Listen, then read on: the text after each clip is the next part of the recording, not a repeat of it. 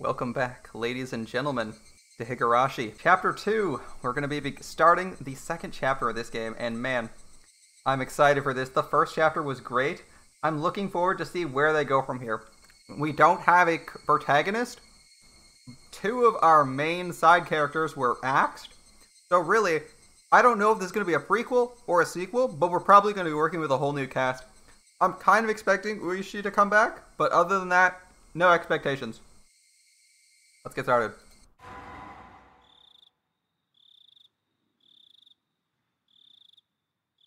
Tanagashi, the most possibilities. How is your taste of life in Hinamizawa? Delicious! A curse or a conspiracy. I believe you fully enjoyed everything and everyone seeming suspicious. Here at last. It's no surprise, but a real, direct incident. Please enjoy it. The difficulty's lower than Onikakushi, but it's extremely vicious. Lower? There were no decisions in the game. It was literally impossible to fail. I assume control was skip. If I'd held control, or just mashed LMB, I would have won eventually. Anyway. I can't complain. I definitely can't complain about life in Hinamizawa. Mostly because I'm dead. Laughing children, oh boy. More creepy children? I will not quench your thirst, for you seek the truth and could not accept that. I will not quench your thirst, for the truth you desire does not exist. But I still want to quench your thirst, for I am the one who will cast you into the desert. Oh, who has cast you into the desert, damn. Frederica Berncastel. And there's some other language below that I don't know. It's a work of fiction, guys. We're back in 1983. This might be a recap of the previous chapter.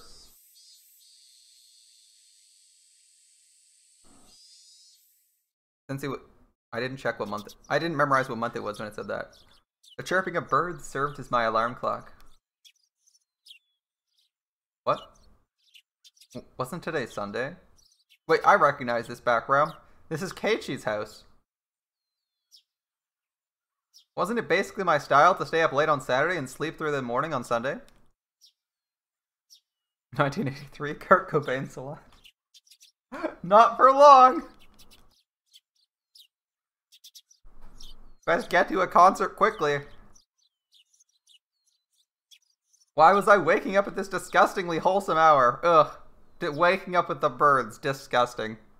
I'm with Keiichi. I assume this is Keiichi because it's his background. Back to sleep. Back to sleep. That never works. It never works, Keiichi. Yep, there's the phone call. Keiichi, are you awake? You have a phone call. At that moment, the sound of my mother calling from downstairs finally registered. A phone call at this hour? I sprang into bed abruptly and stampeded noisily down the stairs. Everyone had Japan shows? Oh, really? I guess he was popular worldwide. He's awake. I'll put him on now. My mother informed the person on the end of the line. Hello? It's me. Who might this be? Morning, Keiichi-kun. You're such a sleepyhead. Such a sleepyhead. Oh, Reina. Yeah, I was gonna say, the double repeating of the ending of her sentence is Reina's thing. So, like, even if you don't know who's speaking, if it's a little bit ambiguous, just remember, if they repeat the last phrase of their thought, that's probably Reina. I was gonna say sentence, but it's actually written as two separate sentences. It's written as 3 sentences. Reina, what's up? Calling so early? I don't think it's so early. It's the middle of the day, you know. It was 11 o'clock. Bless this man's soul. His, doomed soul, but bless his soul all the same. He's like, I awoke to the sound of birds early in the morning. It's way too early. What time is it? 11 a.m. I guess you could loosely consider that the middle of the day. So what's up? Oh, hold on a second. I'll put Mii-chan on now. Oh, hi, okay, Chan. If I were to say it in English, that'd be good morning. They actually kept that joke? They actually kept that joke. I like that. They kept the joke. I assume she said good morning, Kei-chan. If I were to say it in Japanese, it'd be Ohio, right? I like that. Ohio, K-chan. If I were to say it in English, that'd be good morning. Well, we're at it. Why don't you try saying it in Chinese, German, and Russian as well? Ni hao, K-chan. Alright. Good morning. K-chan. Oh, there we go. Russian? You got Russian? Das Vidanya. How the hell should I do? It's not Das Vidanya. She knew 2 of them. Let's give her credit. She knew how to say good morning in 3 languages. 3 other languages. Oh, whatever. This stupid conversation woke me up. That's good to hear. So, K-chan, you free right now? If you're good, then we've got everybody. Everybody? Did she mean all the club members? What's going on? This is very strange. Is this an AU?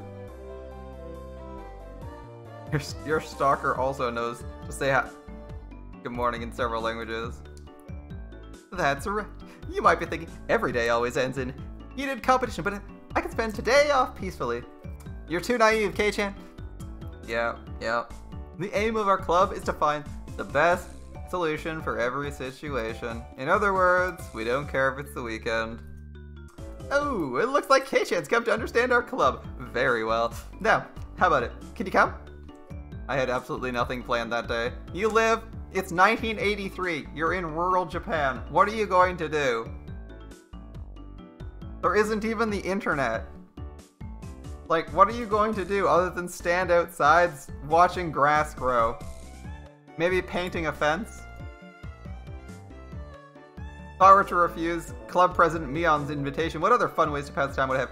Now, we didn't actually have this scene at all in the previous chapter, so I'm curious, are we stepping into like an alternate universe? Or is this an unexplored weekend that's like before the festival? At least we're not getting axed by Reina. It's not like I planned on doing anything. And if I said no, you'd probably declare me the loser by default and force a penalty game on me anyway. Oh, if you understand that much, then you can't refuse, right? If you're okay with it, meet at the usual place, 1 o'clock. We're going to town, bring your bike, okay? Club activities in town. Well, we could do them anywhere.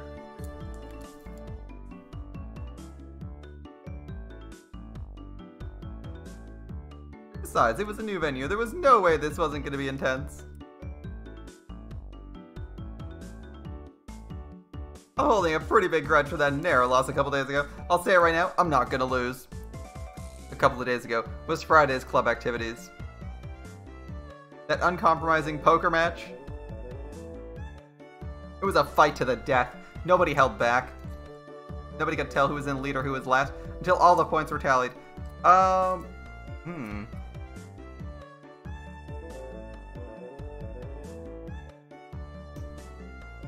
can probably move all of those, honestly. Probably all of those. That's probably the right answer.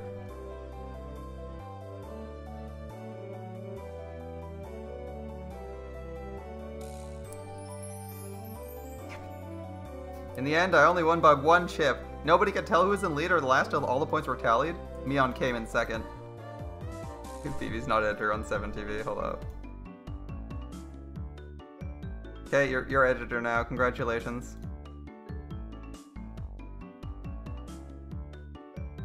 You now have the ability to enable 7TV emotes on this channel. Not even 83 people would go to town. I mean, this story is written a little bit after 1983, by like a couple months at least. When did the remake come out? 2007? To think if I hadn't squandered that 1 chip! Mion lamented thus, perhaps more so than the fact that she lost the match. Mion doesn't lose. That's why Mion only whined when she let the Champion's Throne slip through her fingers. That's why she was more frustrated than anybody over a close loss. So, did she mean for today to be a grudge match? Bring it on. Just like last time, I'll shut you down and make you play that penalty game. Make sure you play in a way that you won't regret it when you lose. Wouldn't have it any other way. I'll make it all the more better when I crush you. After that, we exchanged cheers before hanging up the phone. Looks like they're going to be playing some poker today. As I headed back upstairs hastily to get the key to my bike, I bumped into my mother as she was carrying a futon down. We have a bike? Why did we run off on foot? Damn, dude. Okay, gee, you seem like you're in a good mood. Heading out?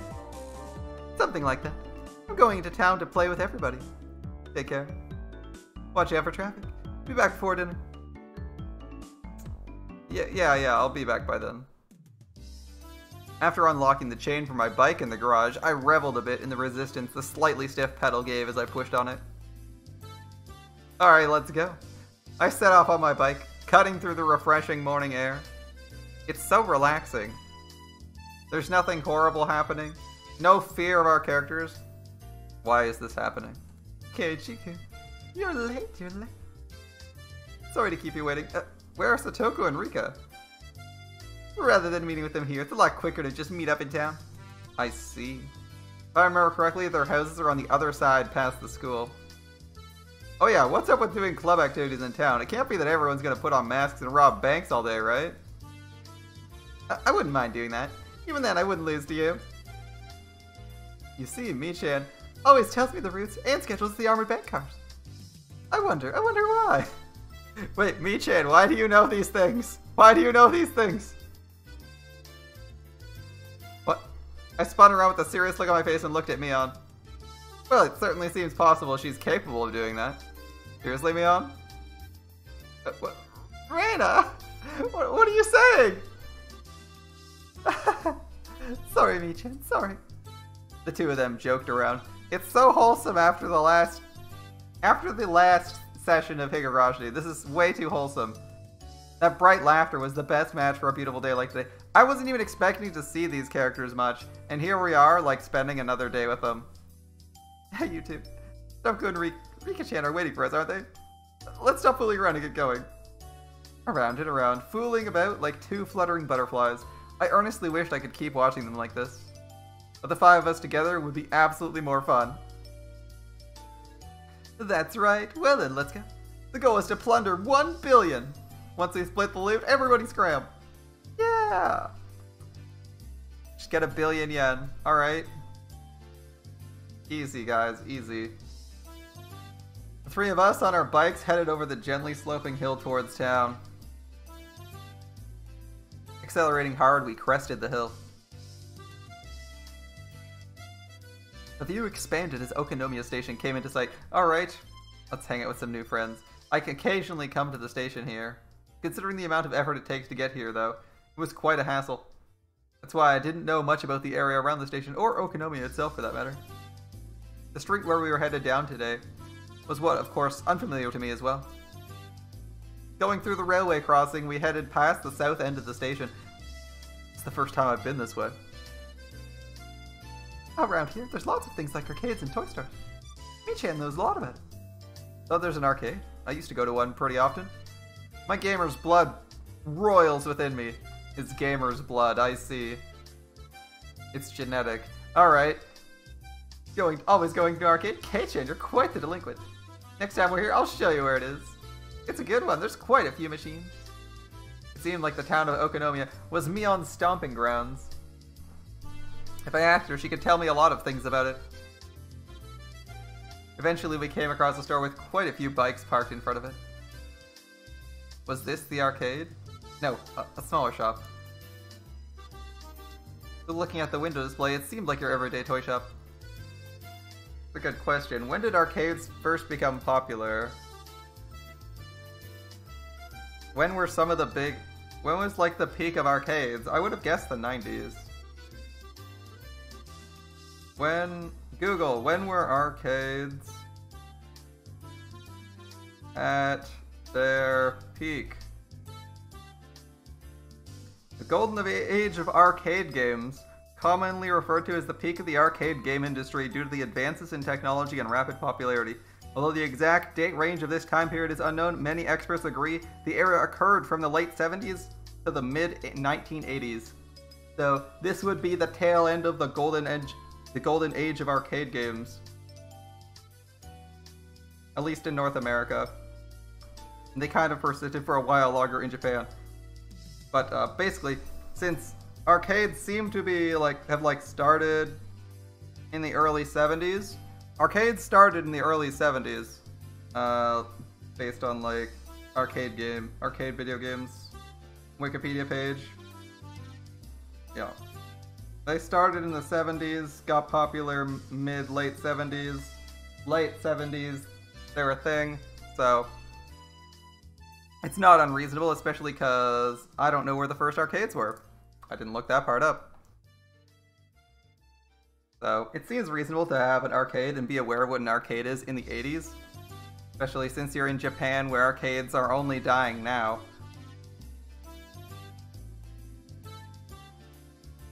Was this the arcade? No, it was a smaller shop. Okay, looking at the window display, it seemed like your everyday toy shop. But for almost 10 kids to be filing in and out of the store, they were doing almost too well for themselves. Could it be that store's having an event today? Exactly. Top prize is 50,000 yen. Wait, 50,000? If I just remove a couple zeros, isn't that like 500 bucks? That's huge. What the heck is that? That's the I don't even know what the GNP of the People's Republic of Keishi 5 times over. Gross national product. Oh, the gross national product of the People's Republic of Keishi 5 times over. Damn, this kid's making 100 bucks a year. All right, that's not bad. 100 bucks a year in 1980s dollars. That's pretty good, right? But that's a huge fucking prize. That's like 500 US. That's a big prize for a game. Holy shit. Two cute figures messing about the front of the store noticed us and waved their hands. So I take it the competition is to win this? Hello, everybody. Wait, you got arcades near? You have regular cafes near you that have PS3s and shit to just play with your friends while you're drinking coffee? Dude, that sounds sick. All I got around here is Starbucks. And maybe a proper tabletop cafes. I bet I could go find one. There were a bunch in the KW area. You mean beers? Ah, a bar. Well, that's different. We actually have 50-cent beer. Alright everybody, we've been waiting for you. Good morning. Hey, morning, Rika-chan. Satoko, we'll settle this before the cops get here. Whoa, whoa, whoa. The cops are showing. The goal is to plunder 1 billion. Keiichi, I have no idea what we're talking about. A billion, yeah. Are we late? Did we keep you waiting? We finished early today. We've been waiting a while. I'm sorry about that. What were they doing? Kei-chan here was taking his sweet time. Well, if it was Keiichi's fault, it couldn't be helped. Saying that, Rika stretched up and began patting Mion's head. Hey, wait a minute. Are you solving everything by making me the bad guy? That sounds like Mion to me. Of course. Who else but Keiichi? Keiichi-san could fill this important role. Oh, I don't like being cast like that. He's the villain, right? He's the patsy? The guy they're gonna blame for everything? If you think this will solve everything, you're sorely mistaken. I was feeling slightly irritated, so I began to repeatedly smack Satoko on the head. Smack, smack, smack, smack, smack, smack, smack. KK is bullying me! Oh, that's rough. It's such a shame Keiichi's bullying you. Satoko's crying. She's crying! I'm taking her home. Your big sister will take care of the bad guy, okay? You're gonna get... I was just about to say he's gonna get his ass beat by Reina now, but... it came out a little bit too fast. Wham! There it goes. Reina ecstatically wiped the tears, which were probably fake, from Satoko's face, while Rika gently patted mine as I lay sprawled on the ground. Yes, this is fine. Yep, this is the way things are supposed to be solved. Thanks, Mion. Although I think we should find a new punchline before you start losing teeth. Well then, oopsie daisy. In any case, the greeting for today went well. So inside the toy shop, there were about 10 guys the same age as me. Apparently, they all knew Mion, and finding out that she had arrived, they greeted her with cheers a few at a time. Mi-chan's a regular at this toy shop. So she has a lot of friends. Oh, okay. A regular at a toy shop? What's up with that? How much money does Mion have? Hey, Keiichi-san, take a look here. Following Satoko's prompting, I took a look. There were chairs lined up at tables, almost like a sort of birthday party. Oh, so they play board games and shit here. Alright, cool. I realized it immediately. It couldn't be. This is the venue for the activities today? Surprise, Kei-chan. I'm good friends with the owner here. Sometimes he lets me hold game tournaments to expand his customer base. Expand his customer base? I see. It's her local game store. Perfect. Meaning all the boys livening up this place? We're participants. It's too early for magic. It's too early for magic in Yu-Gi-Oh! Alas. Keiichi will never experience the joys of trading card games and deck building, alas. At least he won't have to empty his wallet to compete with Mion. That's right. Normally it's just us five, but today we're gonna play with lots and lots of people. Reina was innocently happy about being able to play with so many people, but my expression grew noticeably stern. So Mion on off days is a TO at a local game store? Keiichi-san, I know exactly what you're thinking. Oh? Well, why don't you try saying it? Together, okay? 1, 2. These are all enemies. Satoko's voice and mine blended together in harmony.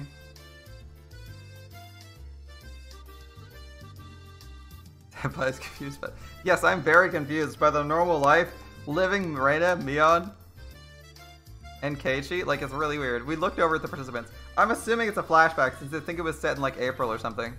After all, the top prize was 50,000 yen. My eyes lit up like a flame. Hey, Kei-chan. It looks like today is going to be fun. Well, no matter how many more rivals I have, the goal is still the same. Rivals? Ah, Kei-chan. You think a whale keeps track of all the krill it eats? She said that in an unpleasant voice, laughing, with the aggressive glint in her eyes reserved solely for club activities. Damn it, Mion. She's as serious as she can get today. I'm not the only one who's serious. Take a look at Rika. Mion pointed, looking at where her finger directed me. What the heck is that? Rika was using those kinds of traits to soften up the group with an almost excessive pleasantness. Match from 91? Incorrect. It's 93, my friend. We are a good 10 years off from MTG. I'm also gonna do my best. Go for it! Yay! Completely emasculated, the group joined Rika in a cheer. The inside of the store had been consumed by the world of Rika-chan. Rika's world. Damn it, she's already chopping it. She's already softening up everyone she can get a hold of. That feel when no maiden. That feel when maidenless. It seems like today's gonna be fun. I'm gonna do my best. It seemed Reina was also unusually fired up by the large crowd. Hopping about and running around, she'd entered entirely into cute mode. In Reina's case, the real fun starts when her tension gauge fills up. Reina's gotta cast a super.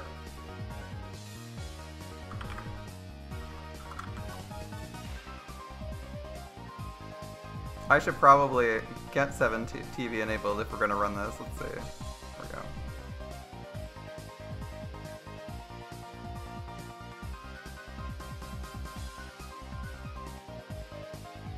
Okay, so we're gonna get rolling into this. Her happy-go-lucky attitude belied the fact that this was the state which she was most threatening.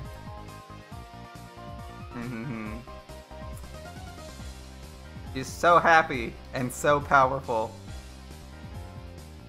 Mion was making small talk with some of the regular customers she was acquainted with. It was like business as usual, like, with her. Per the wiki, it started development in 91. Typically people say something was available during its first release, as most people are not developers. Like, we don't say like that Elden Ring came out 3 years ago. right? Elden Ring did not come out 3 years ago. Elden Ring came out this year. Because that's the release date. You know, the date that people are actually playing it who aren't developers. So, if I was to say, you know, I don't say that you're too early for the Nintendo because the Nintendo was in development in, like, I don't know, 1990 or some shit. I say like it was when it released in like 1998 or whatever. So I would say the first release in 1993 is when they could potentially have been playing it. And as far as I recall, I don't think Alpha was released. I don't know if Alpha was released in Japan, so they may not have even had an opportunity to play it. But then again, I know Mion's importing games, so she might have imported it. Like, at least we could make the assumption, like, if she has it, she imported it. I'm just giving an example of, like, we don't say the console. We don't say you missed the console by 5 years based on when the. We don't say you missed a product on X years based on, like, when the product started development, but when it ended. Like, for example, it took like 10 years for like the latest Duke Nukem to come out. Like, it was in development hell for ages. We don't count that as like the first day you could play it. I think it's silly to do that. Alright. So, Mion's making small talk with some of the regulars, like she's acquainted with. Business as usual with her. Of course, if anyone thought Mion looked ordinary, they weren't qualified to be in our club. The shadow beneath her feet was exuding killer instinct, rising like a chill wind. I feel like everyone who is at this place, if they know Mion, knows that she's good at games and will probably crush you, right? Like, it only takes 2 to 3 tournaments to know who the best players are, right? Like, I don't know if you guys have been to any local tournaments where it's like anyone can apply. Like, within 3 tournaments, if you'll recognize who the best players are, like, they'll be like the top player, you know, there'll be like 4 or 5 people who are really good.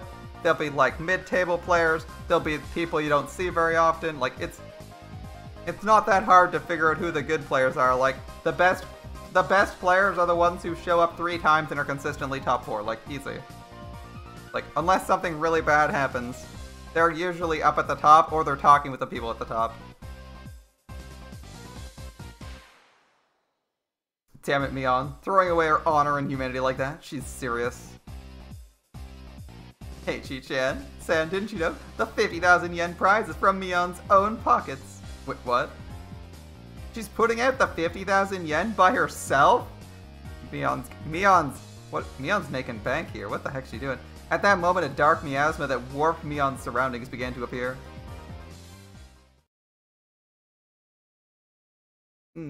What's it, K-chan? Is there something on my face? A shiver crept up my spine. That Mion, cornering herself like that, she's pulling out the demon within. Fine with me. Damn it, my knees are shaking like crazy.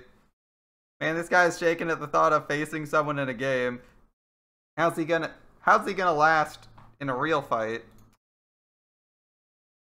That's right, he collapses. We already know that. Before I realized it, the store filled up with even more people. However, the looks in their eyes weren't confrontational. They were the looks of expectation and curiosity. They were the eyes of onlookers, wondering what kind of match was going to occur and who was going to win.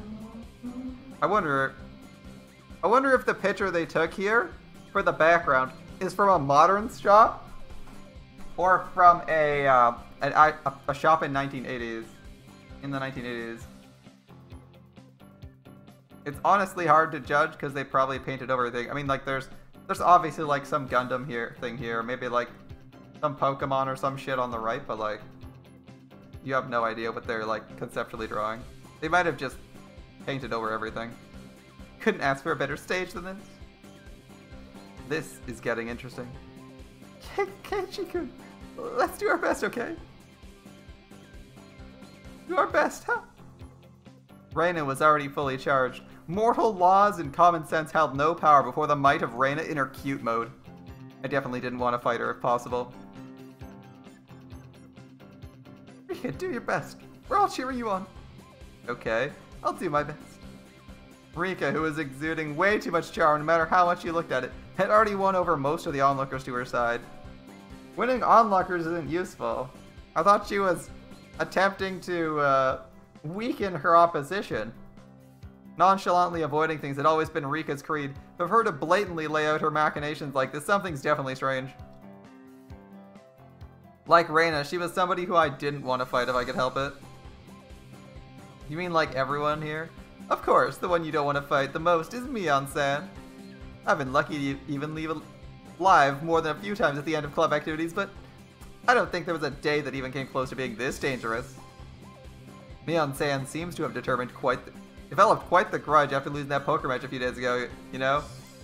Are we in danger? It seems that way. In other words, today's just an elaborate stage for her revenge. So what are we playing that she knows way too much about? Almost as if she were psychic, Mion turned towards us. Her eyes silently conveyed the message. You guys just figured that out now? It wasn't just Mion. Both Reina and Rika were pumped up more than they'd ever been. So this is her stage to destroy us. Kaiba style. She's bringing in a crowd so that there's a massive audience for when she humiliates you in the game. Okay. Actually, this is the 80s. This is before Kaiba. She's the OG Kaiba. One's gotta pop up today. Without a doubt, there'll be casualties. It seems Suffocation and I are the only ones left. What do you think? Should we not have our match during the opening round? May as well. I need to warm up before I can really kick it into gear. My spinal column shattered like it had been struck by a bolt of lightning, and a pillar of ice was being jammed into it. It began to freeze. I could almost see the flames backlighting Satoko with her intensity. She's ready to just kill you before... She's planning on killing you off before she gets to a real match. Even then, while Satoko was displaying a normal smile, it was cold and inhuman. It was almost as if it were a plastic mask. You must really want to eliminate me in the opening round. You can't hide that murderous intent. Oh, that's too bad. You're being uncharacteristically cautious today, Keiichi-san. Oh. Without a doubt, it was a trap. I don't know what she had up her sleeve, but if I fought with Satoko during the opening round, my loss would be more certain than if I went against Mion. A pitch-black miasma permeated the inside of the store. Did they all want to win that 50,000 yen prize that much? That's not right. The only ones competing for the prize were the casual participants. I was different. I had mistaken this as just a way to fool around on a normal Sunday. It didn't matter when it was, or where it was, or who our opponents were. In our club, the goal is always the very top of the mountain. An intense flame that no strong winds could extinguish, hot enough to melt any steel, began to burn inside me. Damn, this guy's good. If only this guy lived another 20 years. Maybe he'd be a top tabletop games player. Maybe he plays Magic. Maybe he plays Yu-Gi-Oh! Maybe he's world champion. If only he lived another 20 years. The fuse had been lit on this unprecedentedly intense club battle. It was then that the owner told me in a lackadaisical voice that it was about time to begin. Is everybody ready? Listen close now. This is gonna be fun. Mion began the formalities, standing in for the owner, and explained the rules of today's tournament. You're only playing to win. There's no second or third place. It's the same rule as our club. There were 15 people participating. We were going to split into 5 groups via a draw, and each group would have one winner. Each winner in the first stage would advance to the next in order to compete in the final. As for how each group will compete, each table can decide to play whatever they want. As long as the game is here in the shop, anything goes. If only he wasn't axed. If only. Already in club mode, DEFCON 1, I didn't let the small gap in the rules go unnoticed. The game has to be in this shop. You can play whatever you like. So it's not like they're all playing the same game. You can play whatever the fuck you want. Mion, can I ask a question? Won't everyone push a game they're good at and not be able to agree on which one? That's right. If we can't decide, we can't start. The spectators also nodded along. It was only natural. There wasn't anybody who would simply cede to their opponent's suggestion. I'd prefer if you were all good sports and managed to come to a decision on your own, but if it comes to a stalemate, Should we have the store's owner decide for you? It was an event at a toy store, of course. You'd expect the owner to referee. After that, Mion's rundown continued. It ended with the rule that any losing participants would have to buy the game they lost at. A rather nice proposition for the store. Jesus Christ, that's brutal. She's like, participation is free, but if you lose, you have to buy the game you lost at. Get good, you fucking scrubs. The owner's just sitting there thinking, okay, so if they all buy a so buy-in is ridiculously high here. Like, what's a board game? Like, even a card game would be like 10, 12 bucks, like 12, 15 bucks, right? So worst case for the owner, buy-in is basically $12 per person. All of it going to the store. And the prize pool isn't coming out of his wallet unless Mion's his daughter. Unless this is Mion's store, right? I thought she owned a general goods store. I know her father owns a store, right? I thought he owned like the equivalent of like Walmart or whatever. But maybe I made an assumption, and he actually owns the game store. We'll see. First, we used a draw to split into 5 groups. Everybody lined up in single file and began to draw tickets the shop owner had prepared. It was my turn. Alright, time to draw. No matter who I'm up against, I'll crush him. At that moment, Mion began to laugh with a hawkish gleam in her eye. Of course, I'm sure you already know, but club members have a separate penalty game than casual participants. I thought as much. What's the gist of it? The winner gets to give the losers 1 order each. Contrary to how simple it sounded, it was a terrifying eventuality, the subject of which no one could predict. Damn you, Mion. Was she really planning on parading me around Hinamizawa in cat ears and a banana hammock with a tail attached to something? Okay, do I want to imagine our protagonist in cat ears and a banana hammock with a tail? I don't want to know how that tail's attached. I don't want to know. The look on Mion's face told me she's not going to let me off that easy. On top of that, this time, it wasn't just the person who finished last who'd have to submit to the penalty game. The losers get 1 order each. In other words, even if you don't finish last, you still have to do a penalty game. So Mion's planning on... Mion's gonna lose 500 bucks if she loses. And have to suffer? Oof. She's confident. She's got a plan. That'd be the case. What about if there's no winner? Like if all the club members drop out midway through? Ha! Ha! K-chan, are you alright in the head? What? The look in Mion's eyes became that of a lion baring its fangs. How exactly are the elite members of our club going to lose to some mewling newborns? K-chan, don't embarrass me by getting eliminated in the first round. Even so, I didn't feel threatened. The more into it my opponent was, the stronger I'd become. This sounds like fun. You just wait and see. I won't sit here and be bullied by you, Mion. I'll show you. So I want to know what Mion's trick is. Like, Mion's got a plan, right? She's basically on her home turf. She's got to have a plan. Some gimmicky shit to ensure she always wins, right? Like, what game is she gonna play? Alright, we shall meet in the finals. Of course, you only meet the final boss in the finals, right? You don't meet them first round. The results of the draw were enough to make you cry conspiracy. All the members of the club were nicely divided amongst the 5 tables. There's 5 tables, 5 club members. Yup, conspiracy. How did this happen when the draw was that random? The thought I was already caught up in Mion's puppet strings made me feel uneasy. Yeah, Mion's already rigging the game. It's fine though, it's fine. I'll crush your petty tricks. Our character's got serious protagonist syndrome when he's playing these games, I swear. He's like, a trap? Screw you, I'll beat your trap. Nah, where were my opponents? Everyone was headed to the table corresponding to the number on their ticket. The competition at my table was these 2, huh? They look younger than me. What? Aren't you 2 classmates of mine? Oh, hi. I'm Tomita. This is Okamura.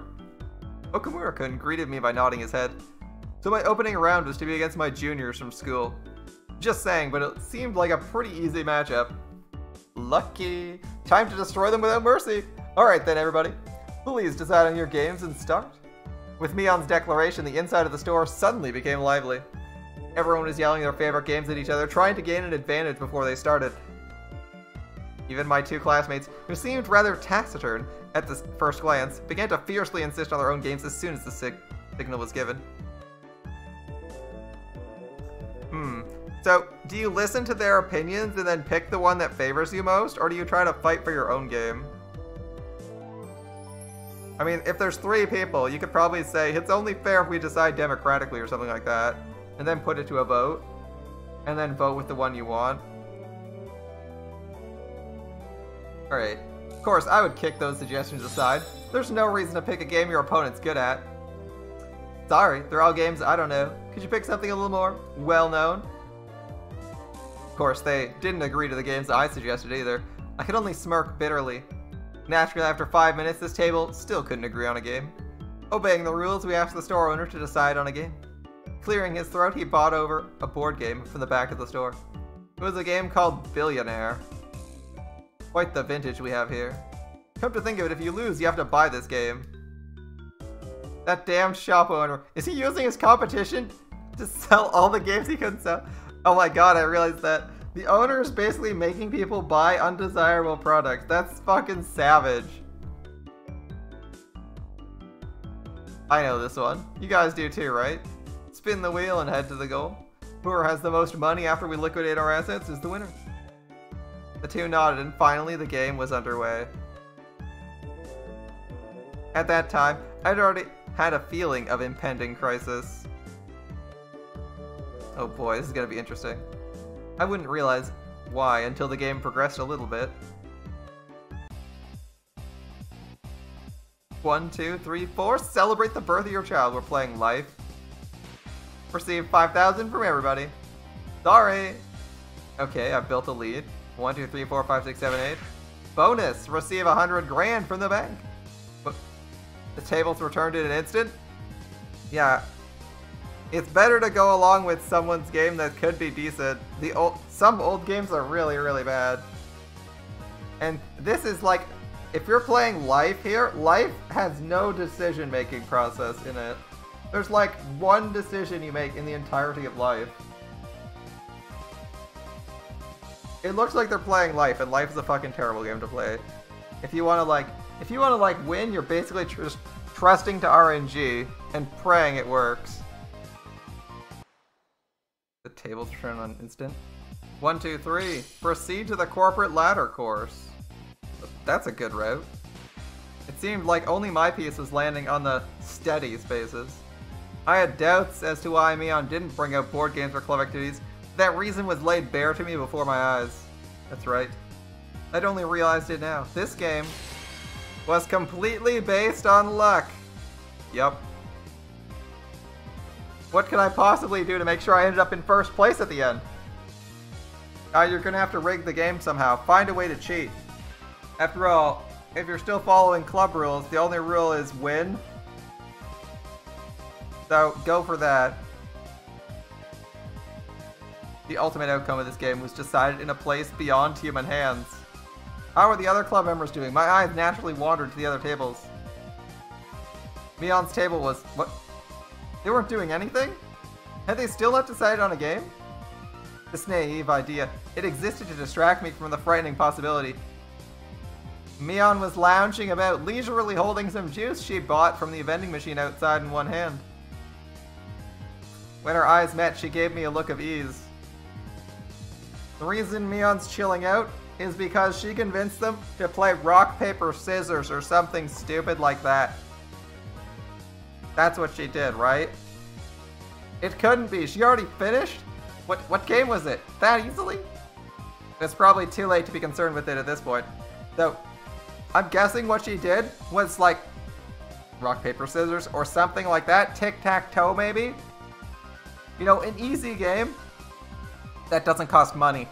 That can be played in 5 minutes. Only 5 minutes since we started and our two opponents were beyond recourse? They were sitting there slumped over in disappointment, muttering to themselves, trying to figure out where they went wrong. For that, they'd find no answer. Was there any reason for their defeat other than that they sat at the same table as Mion? Not really, Mion's pretty good. What about Reina's table? The spectators were causing quite a commotion. It looked like their game was Karuta. The shop owner was apparently the one reading out the cards. Reina tended to dawdle along and space out a lot. Wouldn't she have a hard time with this game? And I'll read it out. The dog gets tired on a walk. Bam! At the same instant, the shop owner began sounding out the words. The card in question disappeared off the face of the... No, table. Face of the earth? What? Impossible! Where? It was against Reina's cheek. She was rubbing it there. Oh, so cute! I'm taking it home. Looking at the card Reina was rubbing against her cheek, it was some anime-themed version of Karuta, with rather cute moe illustrations decorating the cards. Basically, a picture of a pretty dog girl with a slightly large chest, panting and half in tears as she was being pulled along on a chain. Yes, like, just cute. That sounds like a game a few of the members of chat would like. With those types of pictures, even I could play with godlike speed. Of all people to play the game, it had to be Reina.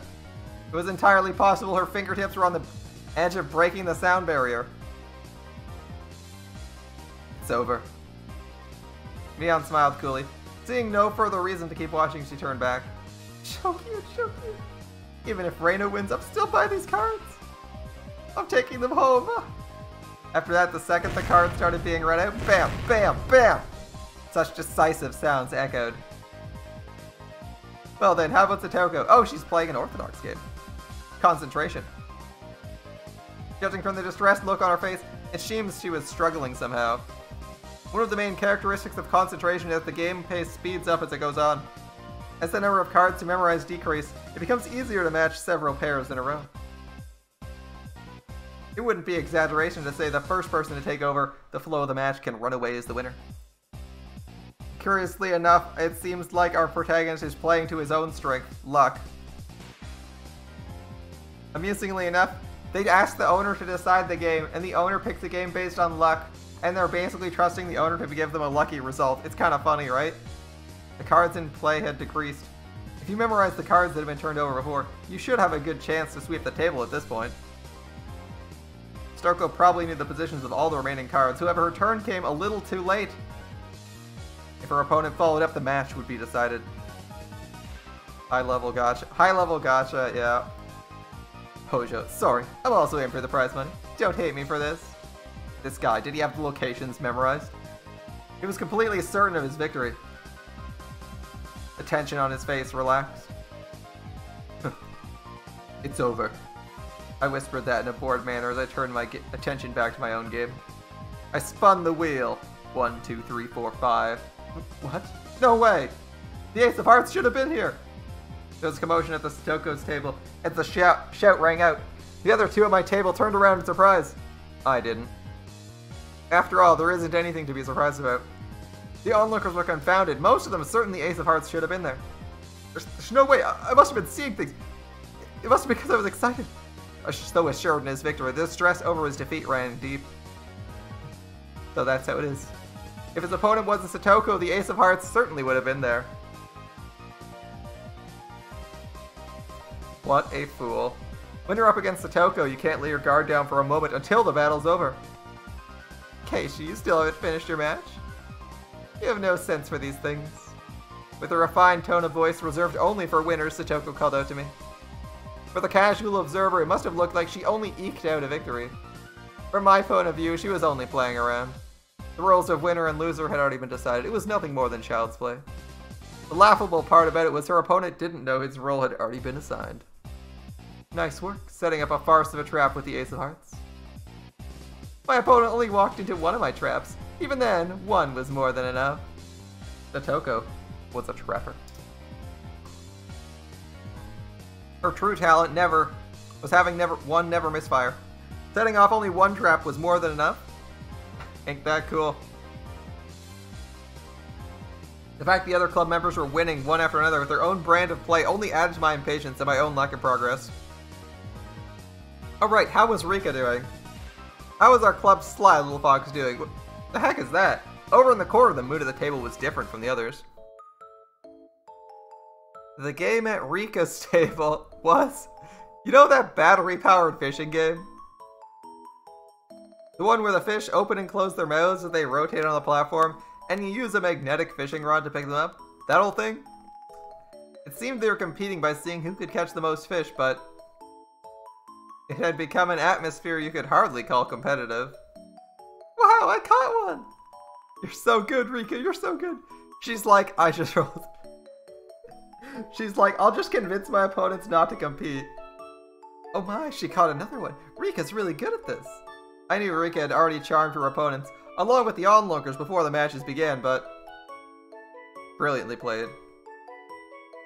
That corner had become an informal meeting of the Rika Farood fan club. Damn. Able to charm every one of her opponents and the onlookers in a single moment. It's Rika-chan's total victory! Total victory! Total victory being Daishori, right? Right? Rika's good at fishing, isn't she?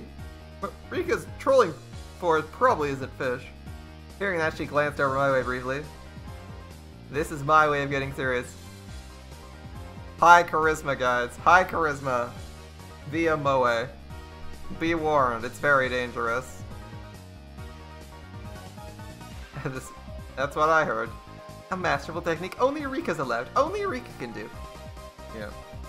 A masterful technique. My bar, it's your turn. Oh, sorry. Yes, it is. 1, 2. Fined for tax evasion. Pay 50,000. In contrast, my game. What an unseemly situation this was. Noting the uneasiness creeping across my face, my companions came to see how I was doing. Heichi, could it be you're struggling? You're struggling? Okamura. Come on now. How much money do you have? Okamura, who had wrung lots of money out of the elite course, began to count through a stack of $100,000 bills. About, 980,000, I guess. How much money do you have, Tomita? 880,000. I'm still close enough to turn this around. Those two look like they would easily surpass $1 million. Well, Kei-chan, how much do you have? Mion's tone of voice was grim from the get-go. Oh no. It was her disappointment and disgust as club president. It can't be helped. There's no strategy involved other than spinning the wheel. How am I supposed to cheat? Tell those two to close their eyes and count to 100 while I rig the wheel? You know, there's no way I could do that. Rika gently pet my head. Still, she wasn't too happy. She's like, oh, you poor thing, you're too dumb to win here. Pathetic. At one point I thought you'd be a worthy adversary. I've been utterly disillusioned. He's given up. Don't give up, Keiku. There has to be some way to make a comeback. Do your best. Right till the end. Like I said, how am I supposed to make a comeback with this game relying entirely on luck? Right, Mion? Mion's face, however, was almost unbelievably indifferent, like she was watching something completely unexciting. She then turned her back with a singer. Ooh, the club president turned her back on us. Me. It was a pathetic voice that irked even myself. I'm disappointed. Everyone was serious about this, but Kei-chan was the only one who wasn't. What do you mean by serious? Are you telling me to control the spinner through sheer force of will? Why is he yelling like this? How could I do that? If you were serious, you would have settled on this game 10 seconds from when you started. Settled this game 10 seconds from when you started. Michan, you don't have to get so angry. Wait! Mion, in a bad mood, cast me aside and disappeared into the depths of the shop. Maybe it was because it had become an awkward situation, but the spectators dispersed from around my table. Are you saying I'm not serious about this? Are you saying if I were serious, I would have settled this game chance in 10 seconds? Probably. If I were serious. Everyone was praying for my victory. I mean, there's some things you can do, right? You can stack the deck. You can stack the deck in favor of yourself. They believed in me. Did I betray their expectations? Was it because I wasn't serious? Ugh. Should we continue the game? The two of them were timidly trying to resume play. I didn't respond. The table sunk into silence. Maibara-kun, should I take that to mean you're giving up? The owner, thinking I was forfeiting, started to announce the cancellation of the game. At that moment, the demon inside me let loose a howl and awakened. Alright, so they're playing the game of life. How are they gonna... They're playing life. How are they gonna get it? I get it now, Mion. What it means for me to be serious. I'll show you. How's he gonna win this one? Bam. I clamped my hands on their shoulders, speaking in a low voice after pulling them closer. Tomita, Okamura, let's make a deal. Let me win. The two of them, not understanding what I said, or the meaning behind it, were momentarily confused. Maibara-san, no violence. Let's settle this game properly. Just listen. What is it you want? The prize? Well, of course. Winning that kind of money is a once-in-a-lifetime opportunity. Even supposing you win, what are you going to do with that money? How are you going to enjoy it? The two of them considered it briefly. Buy a new game or something? Snacks? Maybe some juice? That's petty. So petty. Are you stupid? How will you enjoy it if you win, Maibara-san? Me? That's the point. Just shut up and listen to what I have to say. We club members have a penalty game separate from the casual participants. If we lose, we have to obey a command from the winner. From another point of view, the winner earns the prize of being able to order the other club members around. First of all, Tomita-kun, you like Satoko, right? Don't deny it. Next, Okamura-kun, you like Rika, right? Don't turn red. I drew the two of them red-faced and conscious of whether anybody else heard what I said even closer. Lollies, moe, pretty girls. What men covet, what men dream about. It's like an unreachable Garden of Eden. Even then, you'd still aim for it, wouldn't you? That's because our passionate souls scream for moe. That sensitive age when you couldn't say you liked the girl you like. Understanding that gave me all the more power. Tomita-kun, if I win, I'll make Satoko wear a collar and be her little sister for a day. A red fountain spewed from both of his nostrils. Also, Okamura-kun, I'll put cat ears on Rika and let you take her out for a walk on a leash. Blood erupted from the vein in his forehead. Ah, he's bribing them with a great promise. Don't be shy. Just pretend I forced you to go along with me. You two are simply sacrifices to Maibara-senpai's whims. You can pretend to be against it. I understand. I know everything your hearts desire. And then, I suddenly lowered the tone of my voice. My school life was very bleak. I know with my very body how foolish it is to waste such an important time in your lives.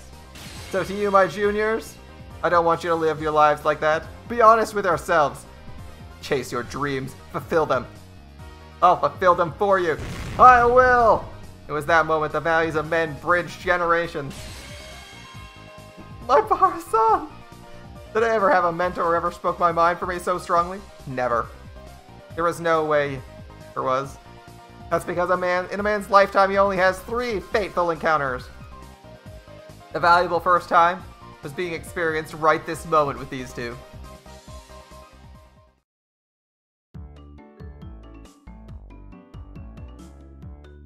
It's fine then.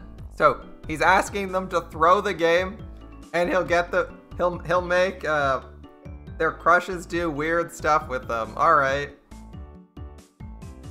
let's do it. 1, 2, 3. Game over. It was such an assertive declaration of the game's ending that everybody in the store turned and looked. It had been less than 3 minutes since I was on the verge of forfeit, and all the spectators certain of my loss. Kenshi-san, what happened? Who won? It was my complete victory. What did you say? How did you overcome that situation? There's no need to explain what happened. It was a gentleman's agreement, right? Yes, sir! The two of them, stifling tears of gratitude, answered strongly from the bottom of their hearts. Exactly what kind of miracle occurred here during those 3 minutes? The spectators all looked away for my utter disadvantage. You did it, Kenshi-kun, yay! The spectators were puzzled at how I was able to quickly overcome that hopeless situation. Is he able to control the spinner wheel with his eyes or something? It's a miracle! What devilry is this? He's in cahoots with that Mion, you know! There's no doubt he had some strange trick up his sleeve. I looked at the crowd who couldn't help but be excited. Out of the corner of my eye, now fully awakened and in battle mode, I let out a derisive laugh. So this was what it means to be serious, Mion. Huh! You took your sweet time. Baring our fangs at each other, we laughed together in a most unsightly fashion. And with this, all the club members have cleared the first round then. Which means this time it's a match against everybody. A match! Already decided what I'm gonna buy with the prize money. It's only natural, right? Satoko and Reina smiled, sneered at each other. These guys, they really think they can win against Keiichi? When he gets serious? Really? Mion, that was a mistake. You shouldn't have offered me advice just now. What a mewling newborn you are. She's always ready to destroy you. You're a million light years too early to think you can win against me, Mion. Light years are a measure of distance. Ooh, she's embarrassed. Embarrassed. Oh, what are we doing, Lee-chan? How are the five of us going to face off? How? Well now. We have such a splendid lineup. It would be a waste to rush things. He's saying something complicated again. It couldn't be. Why you... Mion's hair flowed elegantly, almost like a cape, as she turned her back to the table. As for today's contest, I, Club President Mion Sonozaki, will reserve judgment for now. The method and time are yet undecided. The more spectators, the better. It should be in front of everyone from Minamizawa and Okinomiya. By then, we'll know the best way to finally settle things. Are you running away from this? It's too unfair, even for you, Mion-san. Mewling newborn, do you not yet realize what has happened? The combative aura billowing from Mion's body formed a barrier, stopping Satoko's advance. We'll meet again. Prepare yourself for your inevitable defeat. Mion even speaks like a supervillain. With a shrill laugh, Mion left the store. Imagine holding a tournament and the person hosting it is like, "Ha ha, we'll meet again. Prepare for your inevitably," and just departs. Halfway through the tournament. After a moment of silence, the crowd erupted into cheers. Is this the "and everyone clapped" moment? When will they resume the contest? Mion's serious. The other members did great too. That new guy, my bar, he's got some strange power. He turned the tables in an instant. My bar said, "You've got to win." Yeah, I'll dunk someone like Mion head first into the river Styx for you.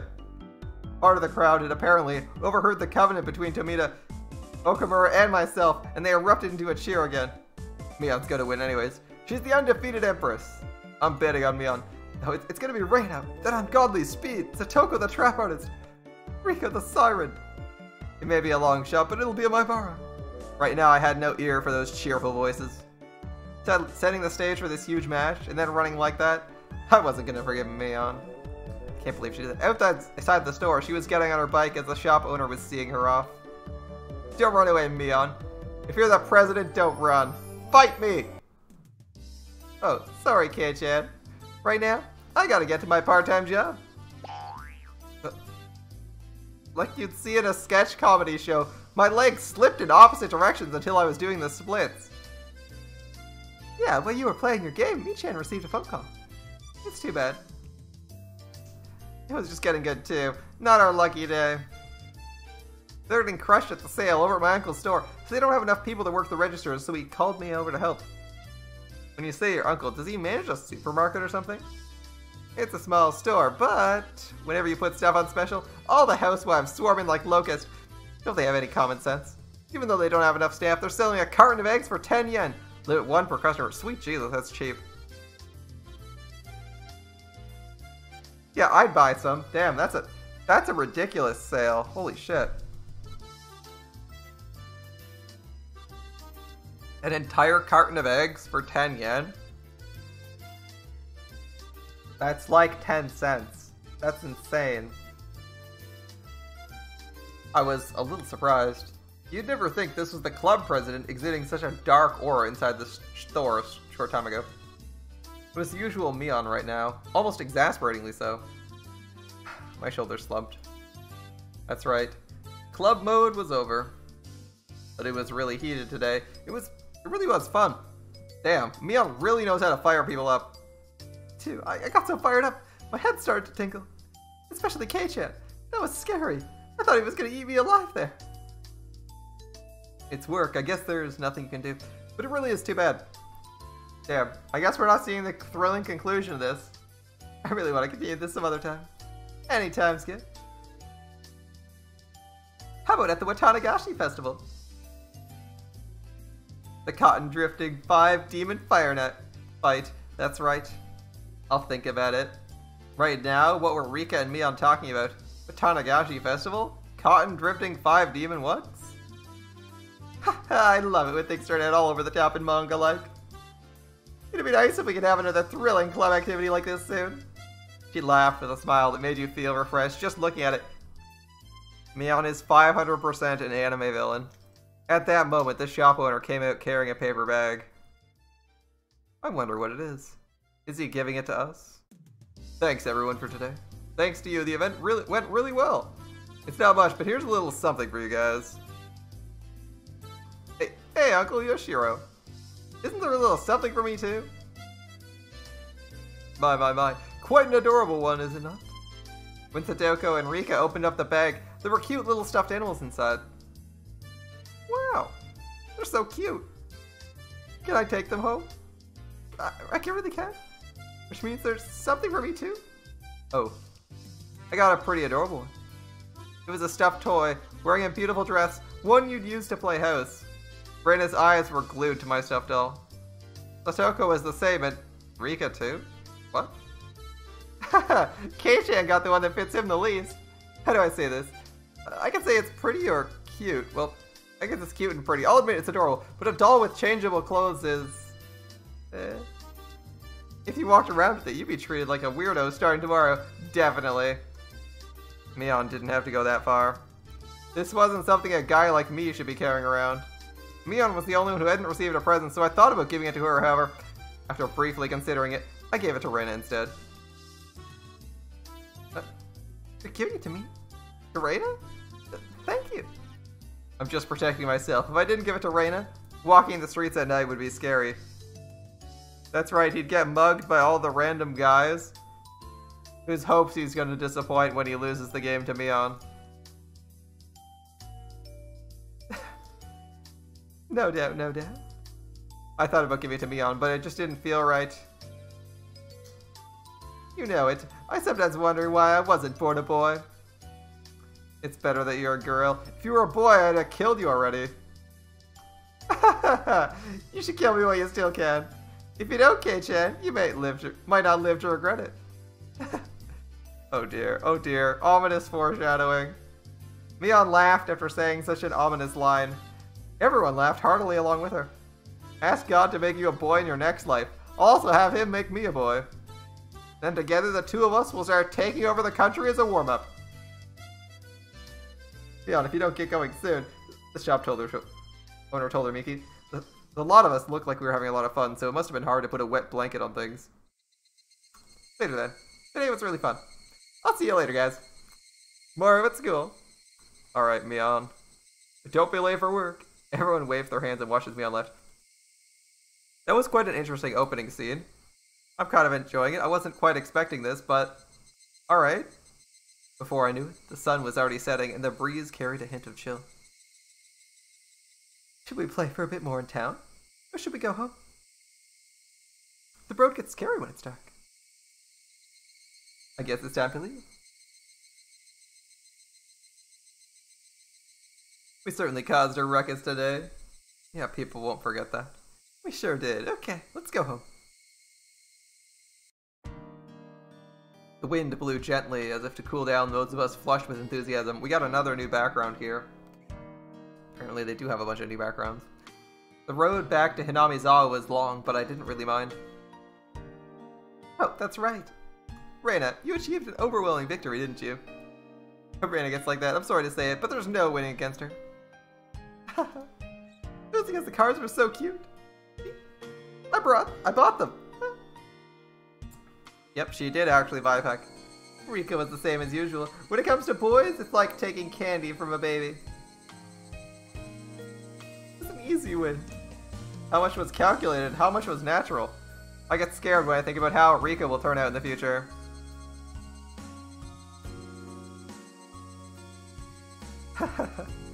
Satoko was amazing too. The way it ended was really exciting. It wasn't the sort of game where I should be complimented. Keiichi, you also showed your fangs at the end there. Well, I guess. I'm the type of guy who's strongest when he's cornered. Tamita and the others really seemed to be cheering on really hard. What was that about? Oh, he made some sort of promise with Tomitano Kimura. It's probably a secret. A secret? I wonder what it is, I wonder.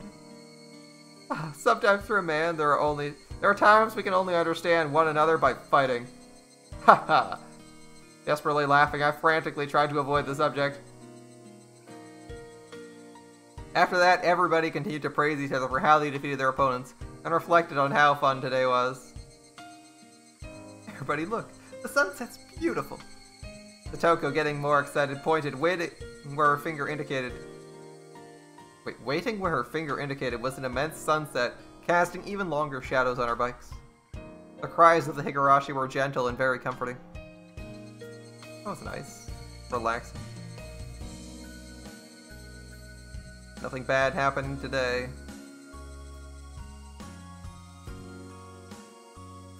And scene end. You perceive the tip, who's Mion's uncle? Apparently she's got 2 uncles. Not unreasonable. New tips, who is Mion's uncle? Yep, sorry. I suddenly got called into my part-time job at my uncle's store today.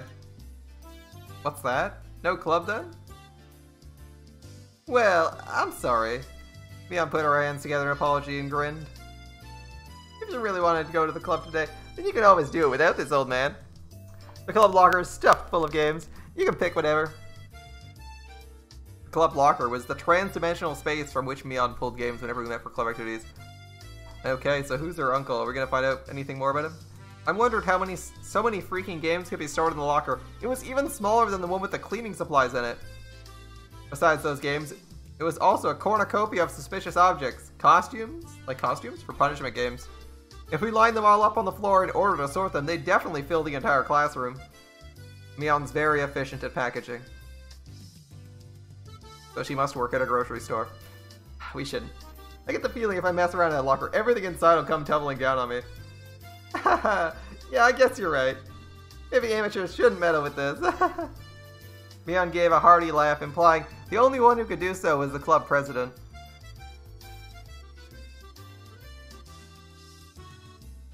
I mean, it's just bigger on the inside, isn't that obvious? A little bit of warping space, and you can make anything hold as much as you want. Just gotta warp space a little bit harder if you want more space. Me, the teacher's looking for the key to the gym storehouse. Do you have any idea where it could be? Eh? Did I not return to the teacher's lounge? Mion said, feeling about in her pocket. Hold up, hold up. Mion is wearing a skirt and a vest with no pockets in it. Where are her pockets? The skirt doesn't have pockets. What pockets does this... She's wearing like a blouse and a skirt. Where are the pockets? None of these people have clothing with pockets. Maybe we do. Keiichi might, but Mion doesn't.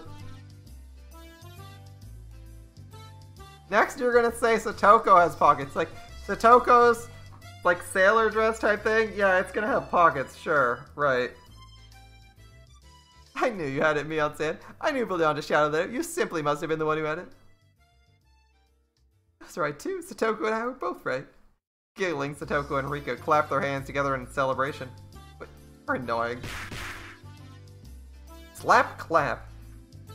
Mion elbowed Satoko and Rika in their heads and headed for the teacher's lounge. Oh, right. Have you two heard? Mion has a part-time job and that's why she's not coming to the club. Oh, is that so? That's very droll of her. The two of them made disappointed faces. They looked... I'm surprised they don't have disappointed... They don't have multiple sprites for these characters. They're always doing the exact same thing. There's like a couple costume changes, but it's usually... The face is always the same. I wonder how much money the studio made. Was this originally made as like a dojin? Like maybe they weren't an actual studio and were just like Okay, you're gonna do some backgrounds. I need background. I need a schoolroom. I need a school hallway. Just give me whatever you got. Take a picture and paint over it, whatever you got to do. I need you to draw like 5 girls. I need you to draw 4 schoolgirls and a couple villagers, and that's it. And like, draw them in a school, draw them in any school outfit you like, and then a casual outfit. We'll work from there. Like, it seems like that's what they did. Having read several more visual novels, it feels like they definitely didn't have a lot of budget for this one. But might have been originally made in like someone's spare time. I wonder, I feel like I should read the story or background of how the game itself came to be at some point. Because I know it's been remade, not once but twice. And this is actually after the remake, so like how much... Clearly they either like aren't willing to put in a ton of money, or they don't feel like they need it that much, or they don't have that much, like who knows. Alright, whatever anyone said, Mion's Club was always the #1 thing I looked forward to when going to school. It wasn't hard to agree with their melancholic expressions after hearing it wouldn't be happening today. So, Mion's got a part-time job. I wonder what she's doing anyway. Whenever Mion canceled club, it was usually because of her job. However, it didn't seem like she went there every day. She'd go 2 or 3 days in a row and then not go at all for a while. It sounded like a pretty random part-time job. She isn't working any one shop or anything. She isn't? Does that mean she's a day laborer? Mion wearing socks and a helmet, sweating to death in a factory? I couldn't imagine such a thing. I also think they're in a rural village. They're probably... If there was a factory, everyone would know about it. Mion helps her uncles out whenever their employees go on vacations. She's like a handyman. Ah, I get it.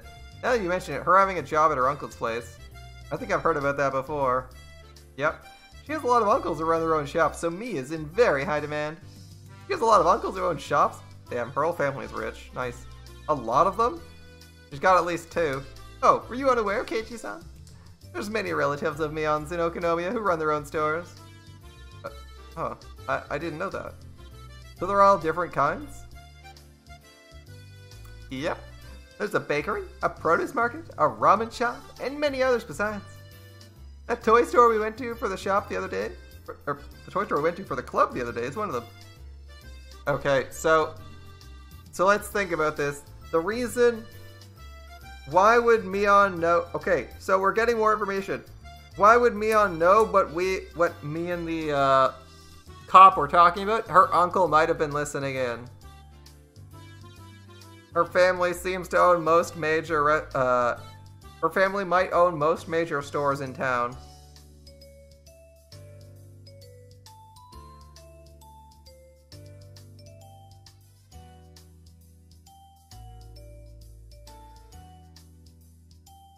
Interesting, interesting.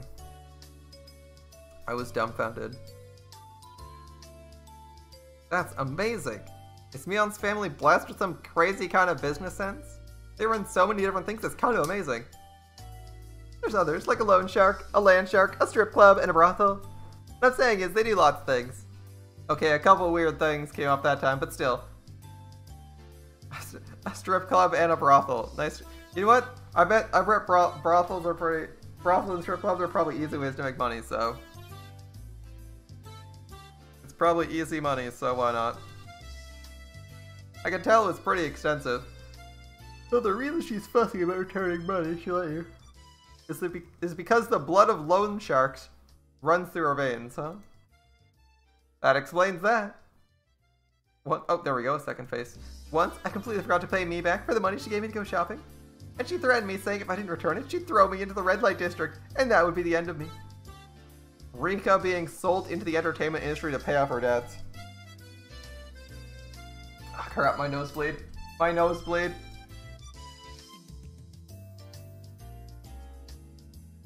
Dying by being thrown on the ground must be the silliest form of death I've ever heard of. What? She doesn't get it, does she? Recently, she seemed so unspoiled. She doesn't understand. Rika and I gave her a pat on the head.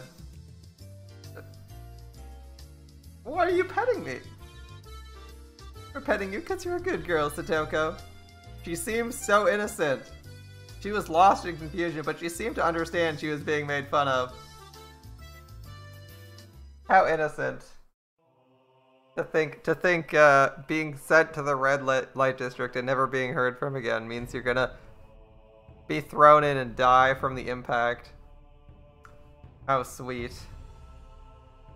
It's a pity she might be bluffing.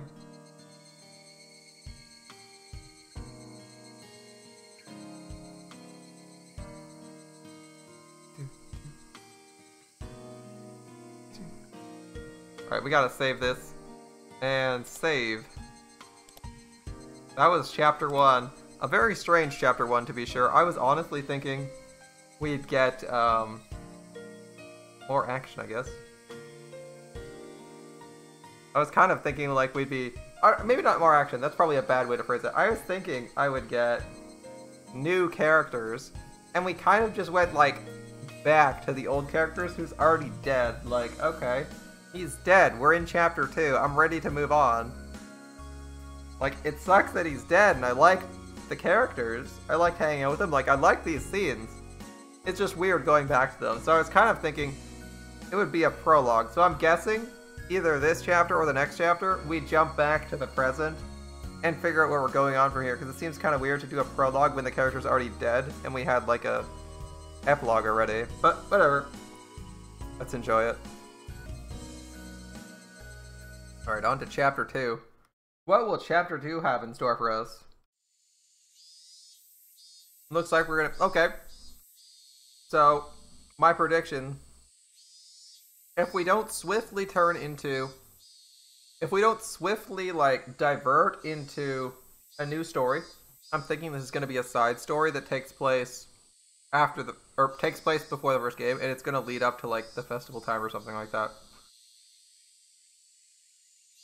Give me like a side story filling in more details of what we did during the days where we were friends and during some of those stressful days after the festival, maybe.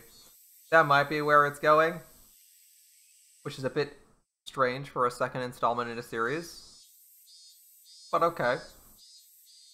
Okay. I'll follow it. Let's see where we're going. I wonder why afternoons always make you feel sleepy like this. Mion spoke in a voice that went so far as to make whoever heard it lethargic. You want a medical explanation for sleepiness? Could say it, but it'll just make you more sleepy. Spare me. It was almost 3 o'clock. 6th period was almost over. By the way, Satoko and everyone else in the lower grades ended their school day after 5th period, so they were probably running around in the schoolyard right now. Oh boy, I wish my school got out early. I could hear their joy-filled voices coming from there right now. Oh, what I would give to be able to join them.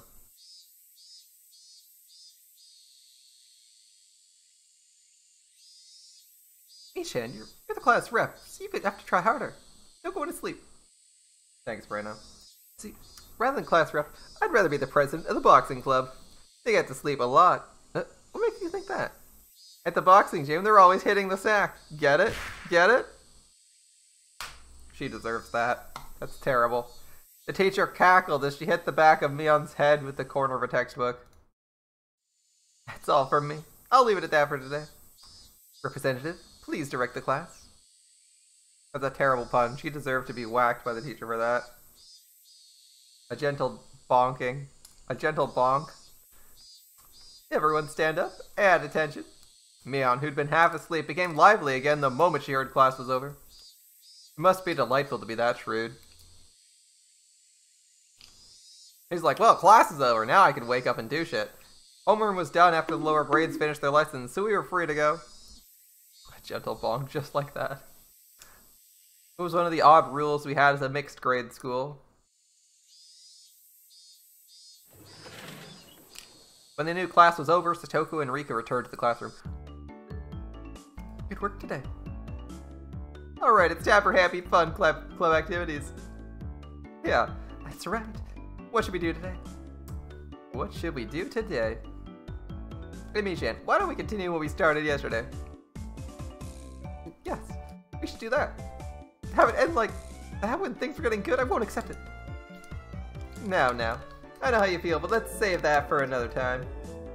Something like that shouldn't be done somewhere dinky like a classroom after school, but a grander stage. She's got something in mind. I'm down whenever. But some of the younger guys said they'd want to watch me in the finals. So let me know ahead of time. Whoa, Keiichi, you're amazing. There's people cheering you on? You got fans, dude. I wonder if there's anyone cheering on Reina. I couldn't help but watch as Reina entered her pining maiden mode. I'm not pulling any punches, but I'll pray for your victory, Reina. With a saturnine Keiichi brand smile, I ruffled Reina's hair roughly. What? Indeed, what's going on? Huh? Keiichi-kun, what are you? Reina turned bright red and short-circuited, smoke billowing from both her ears. She is cute, but how cute will she be when she's trying to murder you? Gazing into her eyes, a strange scene of me holding hands with Reina and skipping through a flower bed was reflected there. He's thinking about it. Even if it was in somebody else's imagination, it was terribly troubling. Meet Keiichi, the Reina killer. When Rika said that, everyone burst out laughing at once. Also amusing foreshadowing. That Reina is the Satoko and Rika-chan killer, though. It may be true we can't win against Reina, but we won't lose to Keiichi. Oh, this is becoming an interesting relationship map. Our strengths interact like in rock, paper, scissors, but it doesn't include Mion, does it? Of course not. It doesn't matter who it is, I won't lose. Mion leered, with the gaze befitting of a club president. No, an empress. The mood in the room became more lively. It was as good a moment as any to get started. So what's up first? What's first on the menu today? Well now, what game are we playing today? What horrors will we be subject to? Let's get started nice and easy. Yeah, so Mi-chan, what should we do today? Mion let out a small interjection as she rummaged through the so-called club locker. Every time I look, there's always a ton of things crammed in there. Everything that's jammed in there is a game of some kind, you know? On top of that, things that were used for penalty games like cat ears and collars are kept in there. The capacity of that thing is unfathomable. Maybe the locker's cursed. Whoever owns the locker gets possessed by the master of games. If you don't participate, you get murdered. That locker, maybe it actually extended through the wall into the 4th dimension. That's my theory in any case. If not that, then how else could you explain how someone can pull out item after item? I said it before, and Doctor Who has said it many times, it's bigger on the inside. After Mion touched her hand to her chin briefly and thought, she turned around without pulling out any games. Why don't we try and keep it a bit simple today? Playing games that require a lot of pieces all the time can be bland, right? It doesn't matter. If everyone plays together, we can have fun.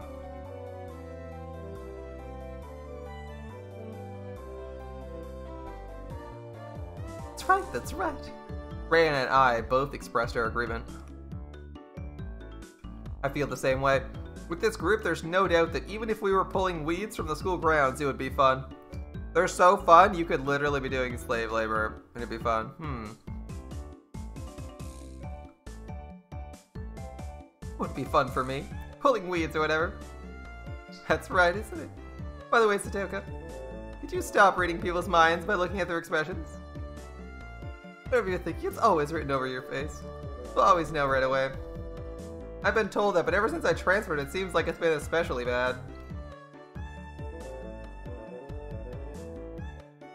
That's actually quite impressive, right? Did we think that weeds pulling thing? Yeah, we actually thought the entire thing. And she read exactly what we were thinking, damn.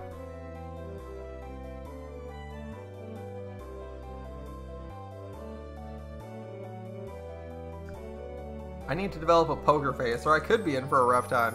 Yeah, you seriously need a poker face if you're going to be playing games seriously with people like this. Just them knowing you are relying on something to be part of your game plan is pretty bad. Alright, everyone, pay attention. I'm going to explain the rules. We all immediately cut the idle chatter and put on stern expressions. Alright, game number 2, guys. In no time at all, everyone's gaze focused like a tiger or a shark, listening intently. That's right. From the point where the rules are explained, the match has already begun. Today's game is probably better known as a party game. It's called Sympathy. Has anyone heard of it before? Sympathy, to share one's feelings. Maybe I might know this. Hey Chan, maybe it's a game where we choose a topic and everyone writes down the first word that comes to mind? And the more people who share the same answers, the more points are awarded? In that case, Raina knows about it. I remember. I recall playing a game like that in grade school while we were on the bus for a field trip. So is this the version of the game where you want to have... This is the version of the game where you want to have duplicate answers instead of having unique answers? Okay. Yeah, I played a version of this game where you want to have unique answers. So you get a topic and you have to think of like 10 answers, and ideally, all 10 of your answers should be directly related, but not something anyone thought of. Because anytime someone announces a word and you have the same word, you get to cross it off and you don't get points for it. Alright. I don't remember what game that was, actually. I'm not familiar with this game. Oh, thanks. Satoku's gonna explain it.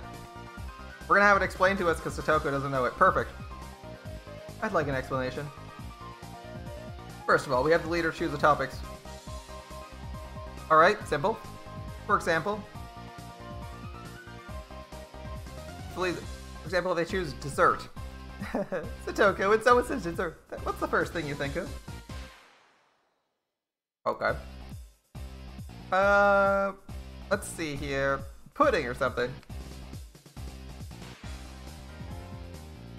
Okay, in that case, Satoku, you write down pudding on your memo pad.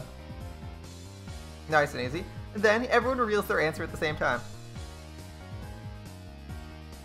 If there's 2 or more people who wrote down pudding, they get points. The more people who write down the same answer, the more points are awarded. If everyone writes down the same answer, everyone gets 5 points. In other words, the trick is so that what you write down is the same answer as what everyone else thinks. It was exactly as Rika said. The point of this game was to think in a way so they have the same answer as everybody else. For example, even if you heard the word dessert and immediately thought of strawberry sundae, if your answer doesn't match with anyone else, you don't get any points. That's why you have to hold off that answer and change to one that seems like one everyone else will choose.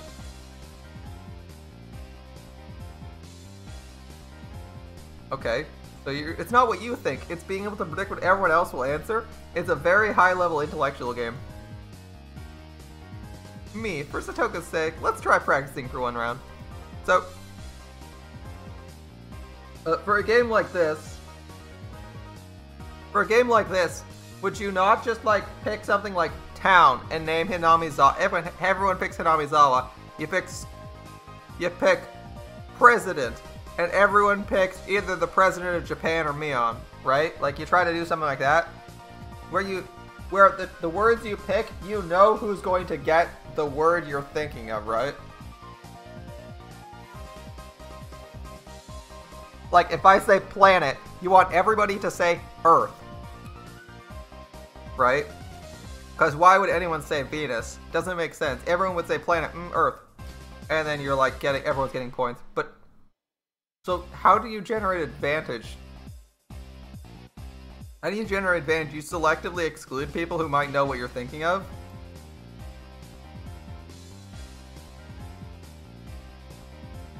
The topic can be something random. Taking out a literature textbook, he began flipping to a random page. Alright. I would like to point out that she's actually writing on her textbook. Not a notebook, not a workbook. She's writing in her textbook for this game. Don't do as Mion does.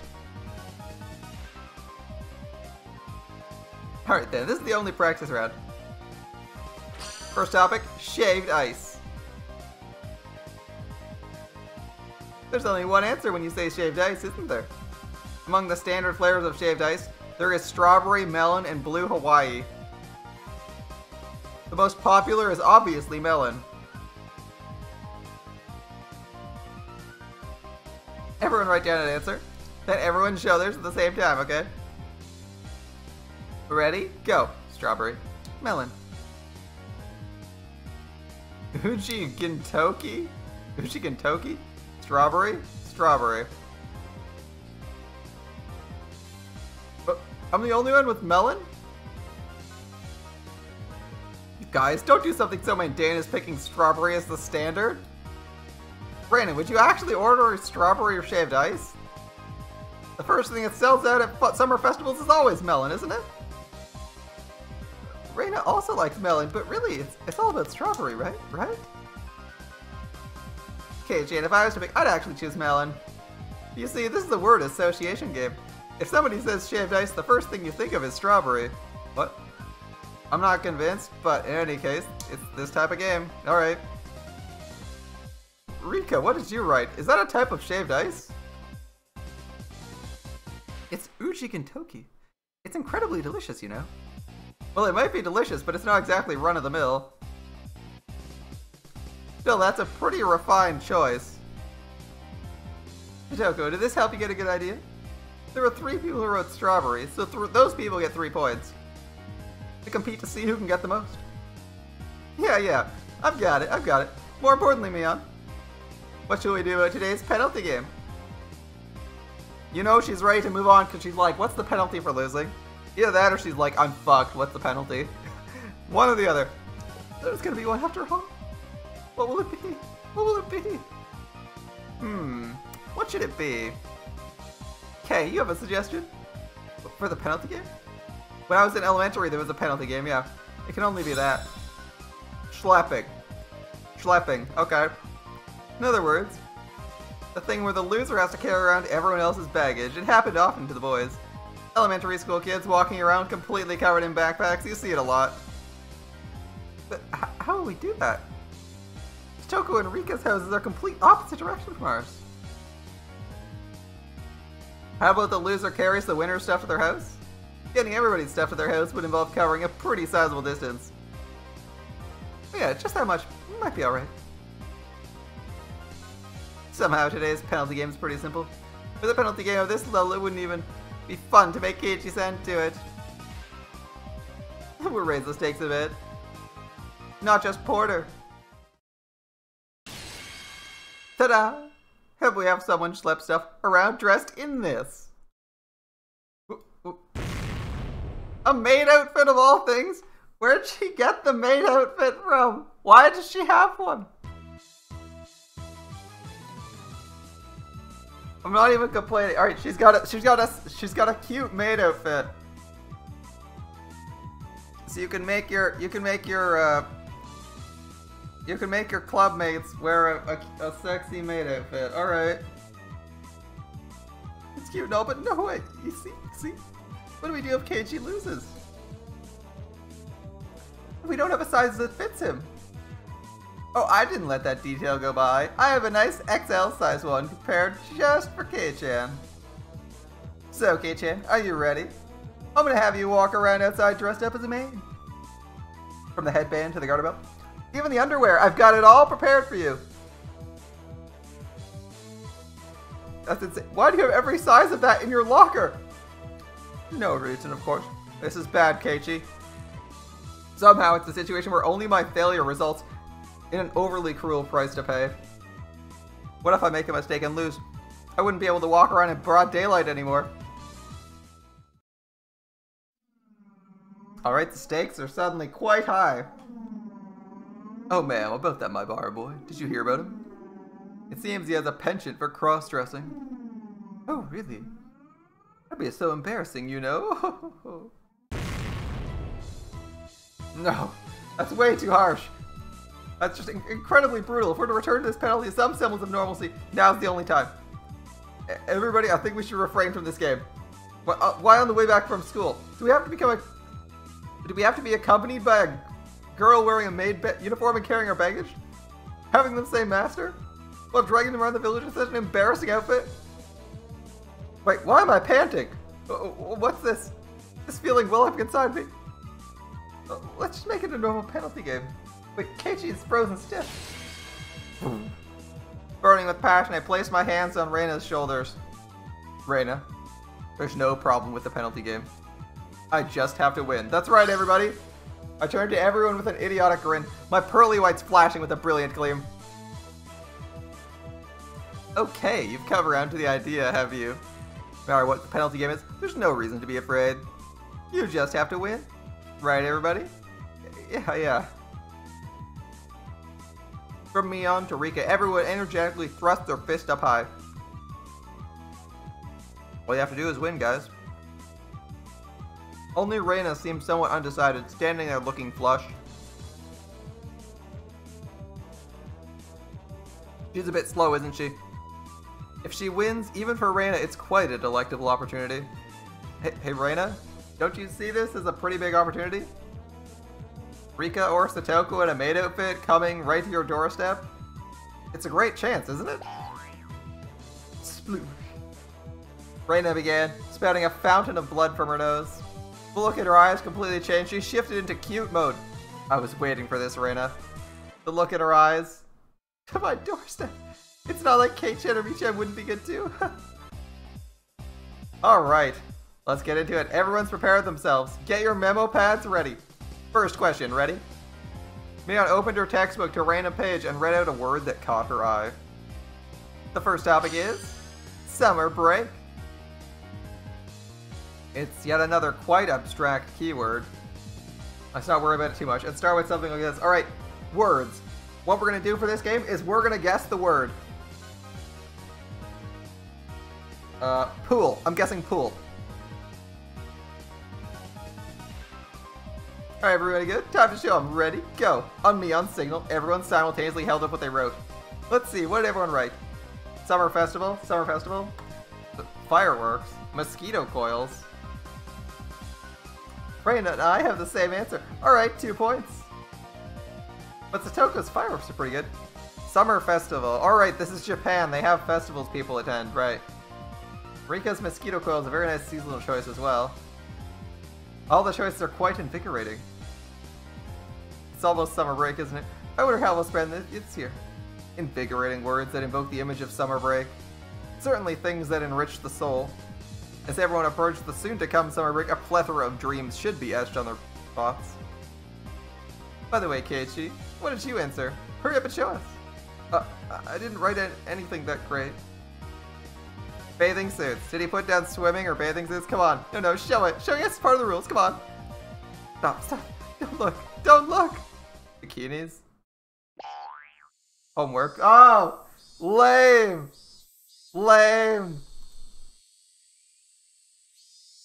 The room went silent. Nobody could follow up that response. It's as if my impertinent answer somehow sullied the wonderful dreams of the coming summer break. Oh man, dude, that's a bad choice. Nobody wants to think about homework during summer break. Michigan summer breaks were never fun, were they? It's alright, let's spend summer this year with everybody. We won't leave you by your lonesome. Rika gently pet my head. You know you've lost when Rika's petting your head. What did summer break mean to me? Summer courses? Observing sunflowers? Practice exams? Special summer focus seminars? I know nothing of hot summers because I've always been in air-conditioned cram school. The tears, Kei-chan's summer breaks were always void of hopes and dreams, weren't they? Don't look at me with such pity in your eyes. Don't look at me. The game is called Sympathy. But it might be more terrifying than I could ever imagine. Well, anywho, Reina and I get 2 points each. Let's keep going. Next is fish. Let's see. Options. Go. They don't play Go Fish, or they haven't played Go Fish before. Koi might be an okay call.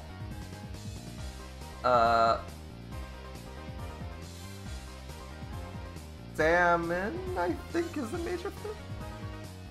What would you take for fish? Not Rod. I don't think Rod would make sense. I have to think about it. I haven't eaten sushi in a while. Ooh, that's a good thought. If you say fish, sushi's an answer. Sushi would be more generic than saying like nigiris, so we'd probably go with sushi's an option, and major types of fish are options. By the way, rather than lean tuna, I'm quite the connoisseur on things like flounderer. Flounder, don't say flounder. I wonder who will match with this answer. Because for a Japanese person, anyone would think of this. Sushi's pretty common. Alright everybody, this time we start from mine. Ready? Go! Sushi. How about that for an answer? When you see a lively fish, do you want to steam it or grill it? No, to have fresh sashimi is the epitome of cuisine. Rather than right sashimi, however, I'll choose the more amiable term, sushi, my cunning ploy. But contrary to the intrepid resolve of my reply, everyone's expression was listless. Oh, that's right. When you say fish, I see. Sushi is tasty, isn't it? Oh, come on! Stop talking to me in that consoling tone, stop! Well then, should the rest of us show our answers? Ready? Go. Dolphin, whale, aquarium, aquarium. Damn! Aquarium twice? Really? Rika and I have the same answer. That's 2 points. Raina picked whale, huh? I thought about that too. But I ended up picking dolphin. But whale aren't fish. Whales aren't fish, neither are dolphins! What? They're not fish!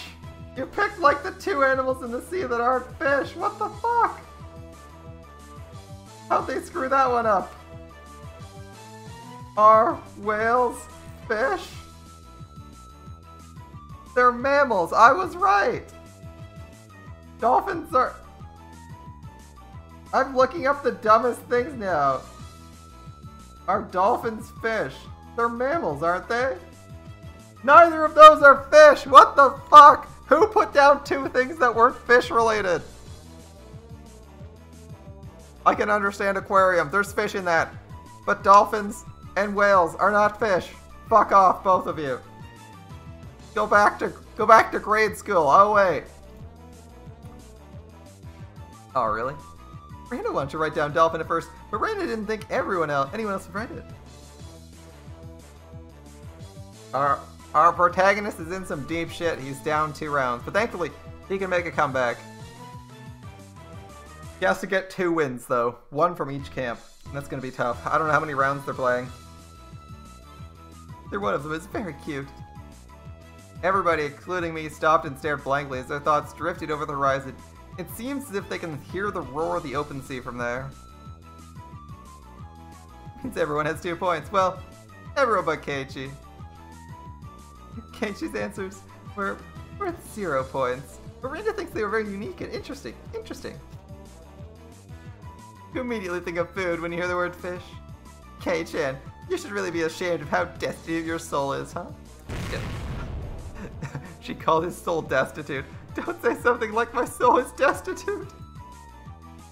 Besides, what's with Mion and Raina's answers anyway? Those aren't even fish, thank you! They're mammals!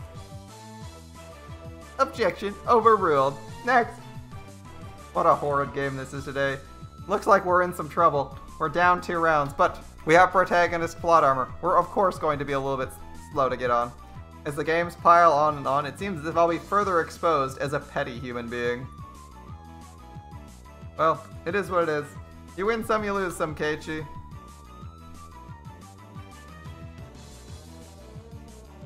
I'm the only one who hasn't earned any points yet. We noticed. I want to at least get 1 point in the next round. A point in the next round. The minimum you can earn is 2, my friend. Alright, the next topic is Sakura. It's too obvious, damn it. This time I'll do it. Keep her cool, Keiichi Maibara. Don't think what you normally think. Everyone else in here is a girl. Stop thinking like a man. If you write down Sakura Mochi, you're only repeating mistakes of the past. Throw away the gastrocentric male sensibility. Just for now, think of yourself as a girl. Wait, would he actually have thought of Sakura Mochi and not tree? Or flower? You're a girl, you're a girl. I'm a girl. I'm a girl. Okay, I'm a girl. Everybody finished writing? Let's do it. Keiichi, if you don't start getting points right now, wouldn't it be a bit dangerous? This time it's perfect. I've completely suppressed my own instincts. This time I'll have a match. No, I will make it a match. Keiichi, you seem pretty confident about this one. You see, this time, Reina thought like a boy, so I can match it with your answer. Oh no. Sakura Mochi. I like them too. I wrote it down. Reina and Rika giggled together. What? Now's not the time to think with your stomach. Well then, did Keiichi write the same answer I put in? Hanami. That's right. When you say Sakura, it just has to be Hanami. Sakura viewing? They're going with Sakura viewing. Good call. Good call. Alright. Minions was Hanami. Hanami? Seriously? That's the kind of event where old geezers getting drunk and doing your depraved things is the standard, isn't it? Why of all times did you decide to abandon answering from a girl's point of view? Well, Kei-chan, what sort of girly response did you write down? Oh, okay, what is it? Let's move on to this next topic. Moving on.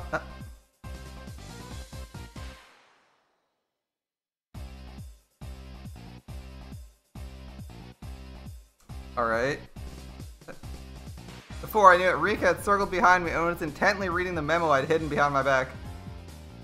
Cardmaster Sakura? What? What? What?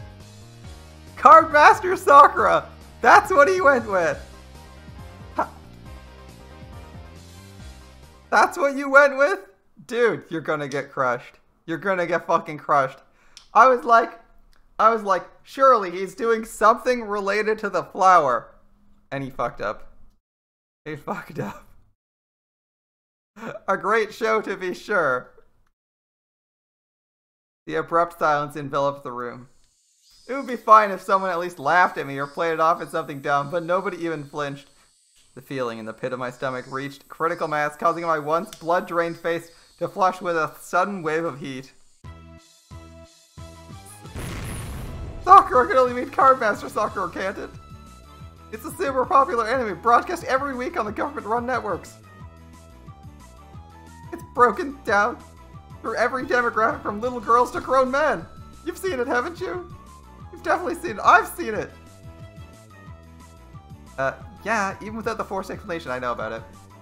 It's that thing where she fights in a different costume every week, right? Yeah, I know. Yeah, it's cute, isn't it? Reina sometimes browses through it at a magazine stand to keep up with the story. I saw her for the first time recently. Sakura is cool and cheerful all the time. I like that girl who's always filming with the camcorder. It's not just popular with little girls, it's also surprisingly well received by older boys, isn't it? I think that Kei-chan was one of those.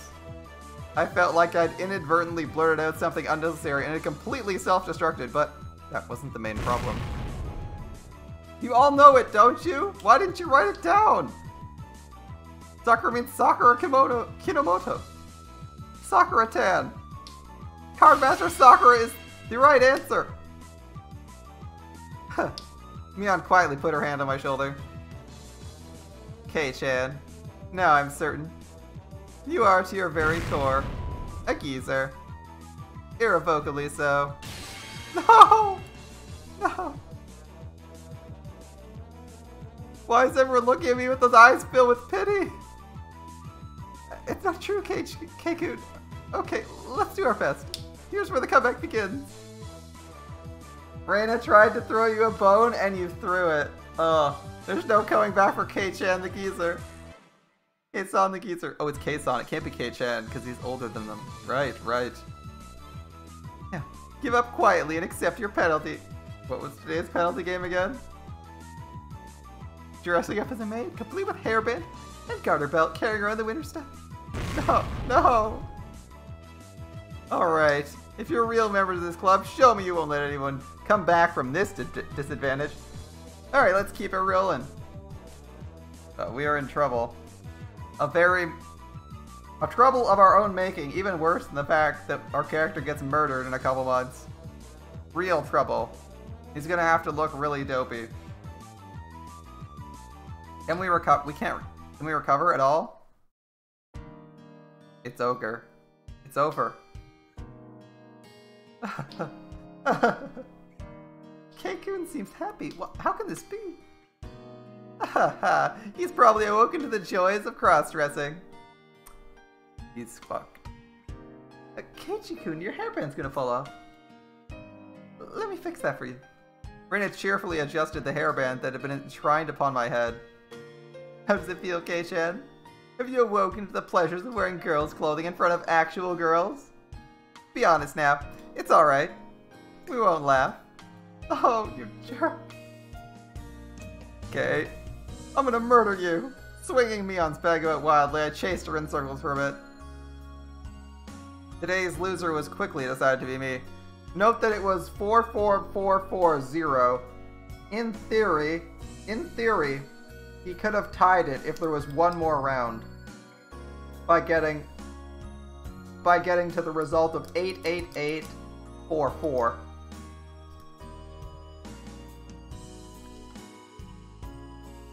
When I had been assured of finishing last, Mion showed her true power. She began racking up points with an iron fist, and in the end, we didn't even have to add up the score to know who was on top.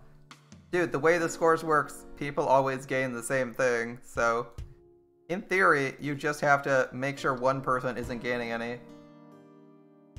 It'd be difficult though, considering he doesn't seem to have an awareness of, he doesn't seem to be able to mesh with people, at least in the first 3 rounds. After that, in the changing room with much wailing and gnashing of teeth, pushing the boundaries of shame and brutality, I was instructed by Mion on how to put on everything from ribbons to underwear. Damn you, Mion. What do you mean knowing this would come in handy one day? How the bloody hell will a man knowing how to put on a garter belt be useful? Shh. Kei-chan, you're too loud. If you stay quiet, you might be able to pass this off as rehearsal for a play. That's right.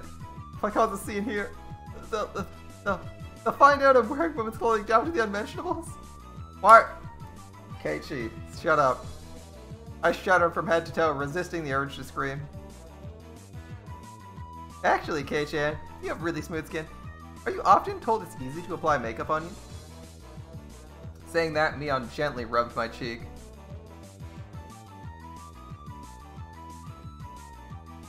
What kind of man gets praise for being easy to apply makeup on? That's a good question. I've never received that praise.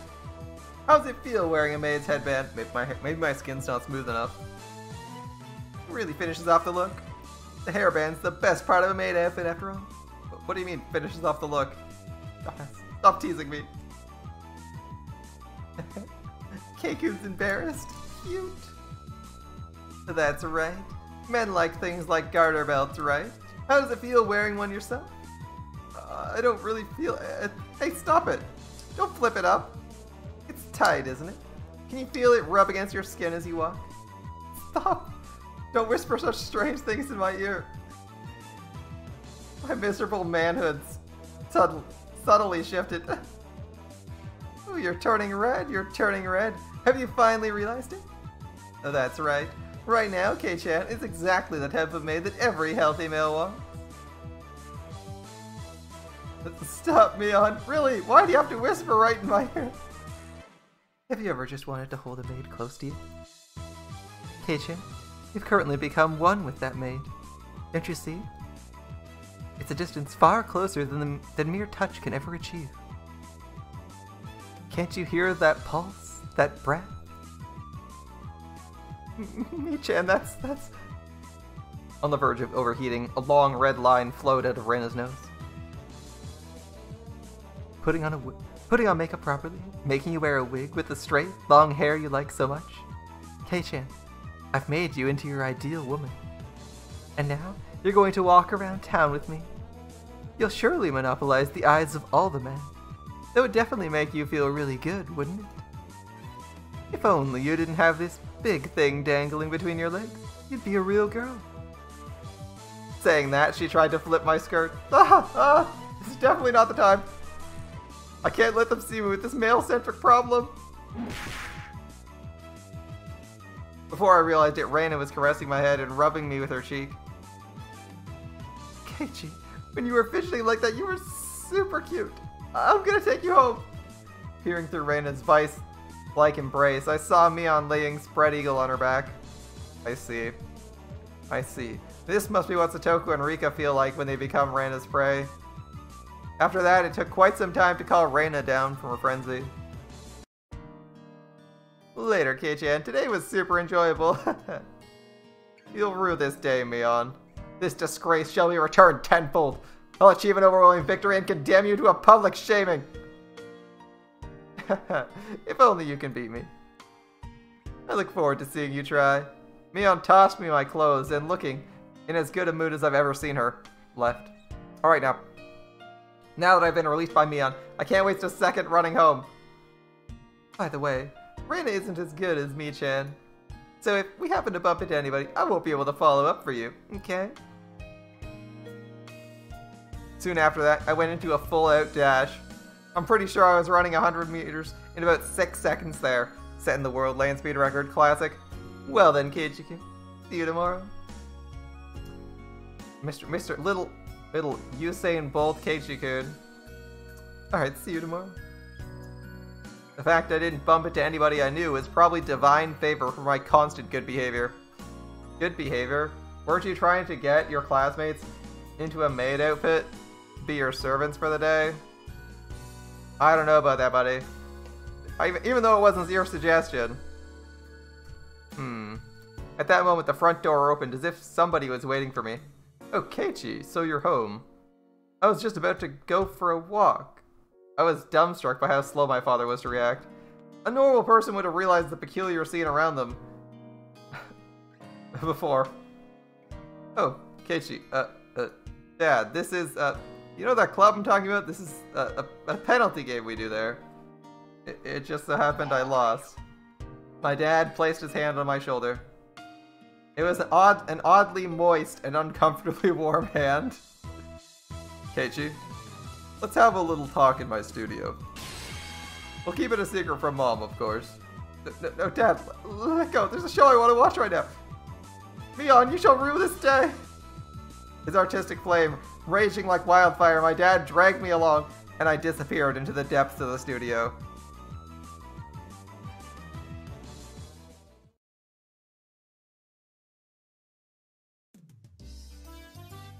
Keiichi, are you home? Oh, you were in the bath. Is that makeup remover?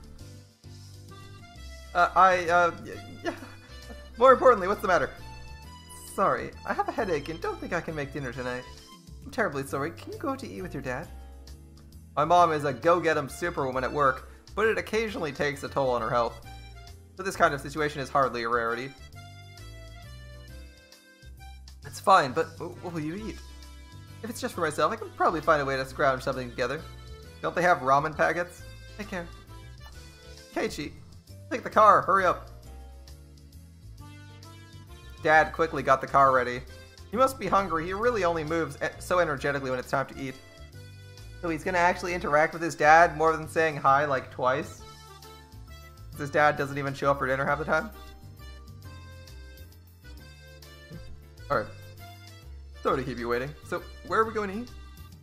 I recently found a nice store. Let's go there. My dad usually only complains about things. For him to actually praise something is unexpected. I wonder what kind of place that is, that he'd rank it 3 stars. Isn't this the same image for Luishi-san's car? As one who seeks the way of the gourmand, I, Keiichi by bar, am genuinely intrigued. The headlights of the car cut through the early darkness of the Hinamizawa night, carving a straight path towards town.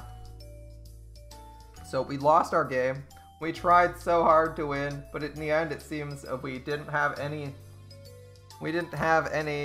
form of we weren't able to form any connection with any of the women, and the hive minded up. Alas. Turns out them all being turns out them all possibly being cursed demons that all have telepathy is probably a bad thing for us. Or they could just be people informing each other of all the important deeds going ons of their non-cult members. We'll see. I was pondering where such a gem of a restaurant could be hidden away. It was shockingly the family restaurant right by the station. Dad, that great restaurant you're talking about was this? The words Angel Mort were written on a very family restaurant-esque cartoonish logo. It had the air of a girl-oriented, all-you-can-eat cake buffet rather than a proper restaurant. You've never been inside, Keiichi? Come to think of it, I hadn't. There's been some times where I traveled to faraway towns to eat, but returning only as far as Okinomiya Station, there was really no reason to dine out. Home was just a stone's throw away, after all. I see. That's the reason I never noticed it before. We stopped in the car in the restaurant's parking lot. It seems like business is booming. There's quite a few cars parked here. But what really amazes me is the license plates. There's a lot of them that can't be from this area. Fukuyama? Nagoya? No, that's fine. Chiba? Saitama? Opening my mental geography book, I calculated how long it would have taken to get here via major highways. Keiichi, it seems you've finally realized how amazing this restaurant is. What's the meaning of this? How can so many people travel from so far to come to this restaurant? Following my dad, I climbed the steps and entered the building. That is like driving all the way across the Japan. That's like 8 hours, isn't it? That's a long ass way to go. The bell attached to the door clattered as we entered, and a waitress soon greeted us. After confirming our party size and whether we wanted a smoking or non-smoking seat, she guided us inside. Dad ordered 2 of the daily specials. It seemed they were ready-made, so there wasn't much of a wait at all until our meals were brought to us. The taste was, no offense to Dad, not so different from your run-of-the-mill family restaurant. Oh, so it's average? What's the trick then? If you're talking about the taste, it seems like normal family restaurant fare. Who gives a damn about the taste, Keiichi? See? Isn't it great? I see. It just may be that the food here might be nothing more than average. The demographic of the customers was pretty much all young men. It may call itself a family restaurant, but there wasn't a single table with a family. And yet, it was packed. The parking lot was filled with cars from all corners of the country. If they didn't come from far and wide to eat this completely mediocre food, there's only one other reason. Dad flagged down a nearby waitress. Excuse me, the dessert that comes with the meal still hasn't come yet. Whoa, I'm sorry. Whoa, hold the fucking phone. His dad doesn't get a Sprite, but this person does? Also, that outfit. I can see why they gave her a Sprite.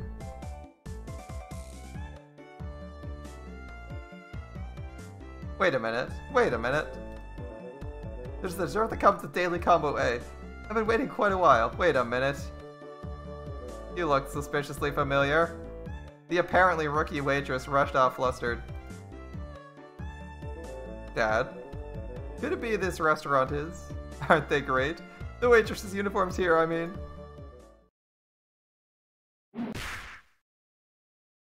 Bam. What are you doing, Keiichi? My own father never hit me. I'm your son. Listen, Keiichi, I've never come here with impure intentions. That bell, an étirant, an eccentric clothing, quel effect. It's my artistic muse. I wanted you to feel it. Even you must have yearned for this stimulation, haven't you? Coming here alone, though, is a bit embarrassing. You understand? That's why I dragged you here. Just blame me. Even if you must condemn me, I wanted you to know this feeling, Keiichi! I need to take a leak. My father has always had a bad habit of trying to hide his embarrassment using incomprehensible nonsense as a smokescreen. I want to believe this weirdness won't be genetic. Was that not a suspiciously familiar waitress? Continuing his one-sided rambling, my father stood up and headed to the washroom. With him gone, I was left alone in the booth. Finally, at this time, a feeling of embarrassment welled up inside me. I had nothing to do but go beat red with shame. The waitress from before returned, her eyes alternating between the order slip and the table. Arriving at my seat, she hesitantly tried to say something. A more veteran waitress offered some advice from over her shoulder. Calm down and say sorry for the wait. Oh, terribly sorry for the wait. Right, just like that. Do your best, do your best. Whispering that into her ear, the veteran waitress left. This waitress must have been just been hired.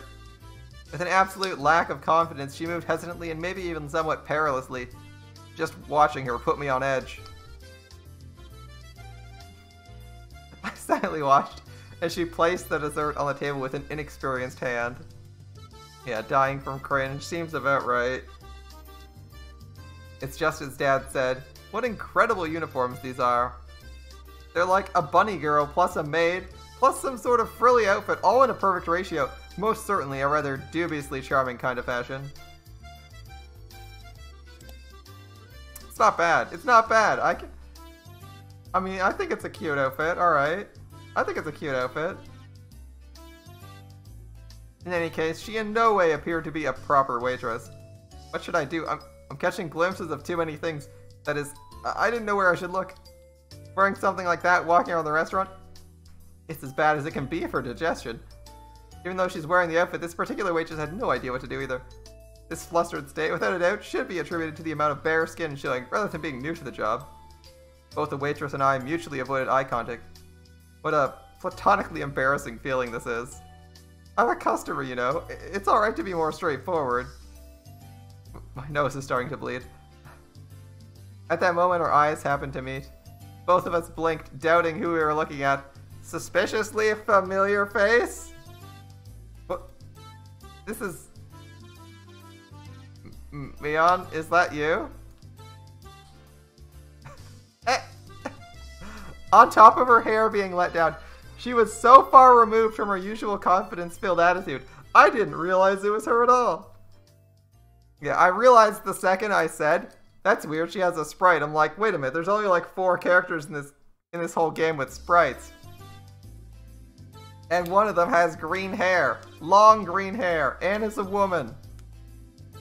And has green eyes. It was just too much of a coincidence. I was like, yeah, that's a suspiciously familiar face. No way we're not gonna have some fun here. It was Mion. Why is she here? Why are you working at a place like this? I'm helping out at my uncle's store. I'm to think of it, I did hear her talk about how her relatives have stores in town, and she sometimes works part-time to help them. Yep, dying from cringe here. Oh my god, that's gotta be awkward. Oh, that must be a lot of work. The nervous feeling I had dissipated in an instant. Knowing this was Mion, there's no reason to feel that way. Well, actually, my animal instinct tells me the power balance between Mion and myself has just been turned upside down. That's right, I'm a customer. My position is superior to hers. The humiliation for today's penalty game was cutting through the recesses of my mind. There really is a god. For him to grant me this opportunity for revenge. Noticing the flames of vengeance burning in my eyes, Mion took a step back. But seeing it like this type of clothing suits you very nicely, doesn't it? It's embarrassing, so don't look so much. I confirmed my preemptive strike. It was a clean hit. There's no mistaking it. Mion's currently defenseless. Defenseless. While confirming my attack was successful, I simultaneously lined up the combo. You have pretty big breasts. It seems they're ready to spill out even right now. All the customers are definitely looking at you. Don't say that. Don't play coy with me. I know you enjoy drawing all the male attention with that embarrassing getup. I mean, if you didn't, there's no way you dress up like that. It's not like I'm doing this because I liked it. Is this alright, K2IR? Aren't you taking this a little too far?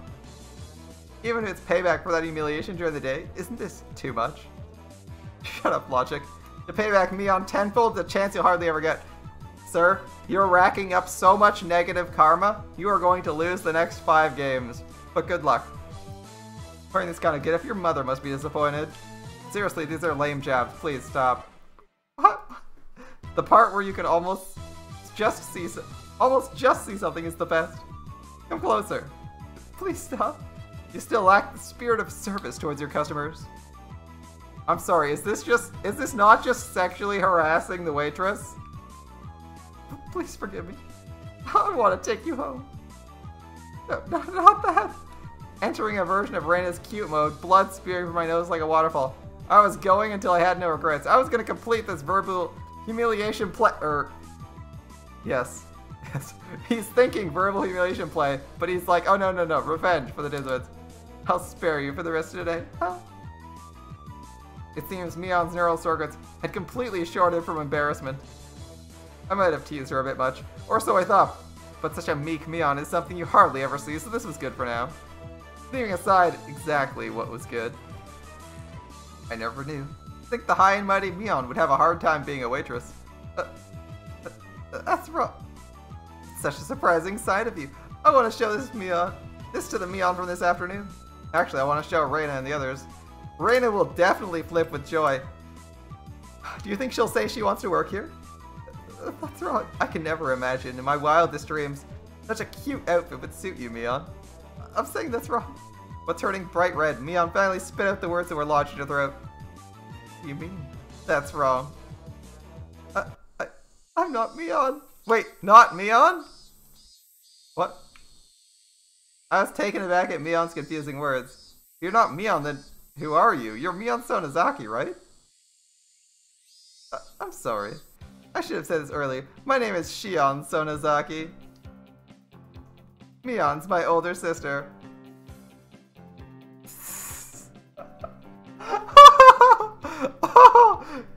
Alright, time to die from embarrassment again. You thought he was dying already? You thought he was dying earlier?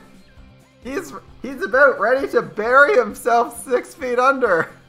Oh god. My eyes unconsciously widened with surprise from this brazenly crazy talk. Mion, probably thinking there's no way such a far-fetched excuse would work, turned bright red while fidgeting nervously. Shion Sonozaki. Yes, I often mistaken for my sister. When we met, you had the kind of response you wouldn't make if we were meeting for the first time, though. That's because my sister was always talking about you. I knew who you were. A bit of a cringe-worthy excuse, that is. But when I looked at Mion's eyes, which begged me to believe her, the urge to tease completely subsided. To us, Mion had to be a leader who was normally overflowing with confidence. A guiding force. If I were to lash out at that Mion, I would have ruined something I shouldn't have. That was something I would never wish for. So, I understand. This foolishness here is something very different from the everyday Mion. That's why she's Shion. I see. In that case, I'm sorry. Oh no, as long as you understand. My sister has a lot of enemies, you see. Well now, she's self-aware of that fact now, is she? As I unintentionally laughed aloud, Mion, no, Shion laughed with me. Shion, is this your first time being a waitress? It doesn't seem like you're used to it. Actually, today is, Kei-chan's my first customer. A little flustered after saying that, she quickly asked if it was okay for her to refer to me the same way her sister did. Seeing that blatant quirk was so cute, I couldn't stop laughing. So you said you worked part-time before at your uncle's store? I thought you would have been more used to it. Oh, I have other relatives that run shops. That's why this is the first time I'm helping the uncle that owns this place. I see, it makes sense. Okay, anyone would be tentative doing a job they weren't used to. Does Mion ever help out at this store? Oh my. Oh, my sister is, you see... She's not good with these cutesy things. Yeah, I know what she's trying to say. Man, that would have been so funny. That's right. Mion's more suited for cool things. I think having you help out here was the right choice. Shion asked, probably thinking she misheard me. That uniform, it would never suit anyone like Mion, but for Shion, I think it works. You mean that? She does look super cute though, right? You mean that? Shion, like Reina often does, spaced out and turned bright red. What does that mean exactly? At least for this moment, it felt like Shion actually existed. Because there's no way the Mion I knew had this side to her. At that moment, we realized that the more veteran waitress was waving at us from across the room. So, Nozaki-san, you can take a break now. Okay. Mion finally returned to her senses. It seemed as if it was time for her to take her break. Well then, I take my leave. It was fun talking to the infamous Kei-chan. Sorry for mistaking you for Mion and teasing you. Please tell Mion I'll have my revenge one day. Ah, that thing where you were forced to dress as a maid and walk around outside, right? That devilish laugh and smile. It was exactly the same as the one I knew. That's right. Tell her I'll return the favor for the total humiliation I suffered. Bleh. Okay, like, let's be honest. This is a pretty cute... That's a pretty cute face, right? Cute face, cute outfit. I love the hair. It's great. It's great all around. At least an 8 out of 10. Alright. More importantly, I'm gonna complain to my sister about the teasing I had to endure today. My sister will have my revenge during her club activities. Bring it on. I'll get her before she gets me. Mion laughed with a warm smile devoid of any remaining nervousness and disappeared into the back. Dude, you are so fucked. Like I said, he's racking up so much bad karma, and now it's even worse because he did that to the wrong person. Oh my god, he is unbelievably screwed. I felt like I had a very valuable experience today. That's right, Keiichi. You learned a valuable lesson. And you're gonna learn another valuable lesson tomorrow. That's right. For now, I know the high and mighty Mion has a weak point to panic and get embarrassed about. But of all things, for her to say she has a twin sister, I thought maybe I should ask Reina tomorrow if she really does have a sister. But maybe it's better I didn't ask. It's a bit mean-spirited. I've decided the person I met here today was Shion, the younger twin sister. So I'll refrain from doing anything that would deny that. It's not that we actually made a promise or anything, but that little exchange gave birth to a new rule between me and Mion. Somebody tapped me on the shoulder. It was my dad. That was a long trip to the washroom. He probably came up with a new idea for an art piece while he was sitting on the can. Keiichi, are you about ready? Let's go home. Settling the bill, my father had his customer card stamped. It was pretty much filled. His dad's been here like 8 or 9 times. Damn, Dad, you're quite the regular. Was that new waitress now just now somebody you know, Keiichi? Oh, you were watching from the shadows. Dad has the oddest sense of tact sometimes.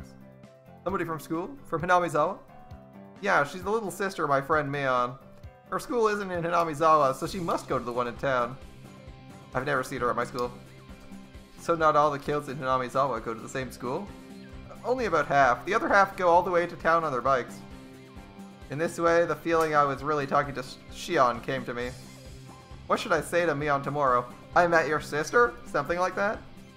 Even with Mion being like that, us having a secret between the two of us made me both a little happy and a little embarrassed.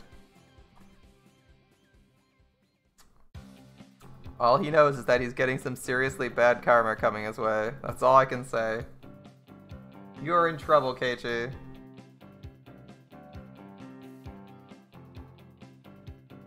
New tips. Is there really a Shion? An introduction to Angel Mort. Okay. That was an interesting chapter to be sure. This might just be the relaxing chapter where there's nothing serious that happens. It feels like that might be the case. Because where is this going to lead? Our protagonist dies, but we already know he dies. So where does this story lead? There's no stakes they can give us, right? Like, what stake could they possibly give us to create drama?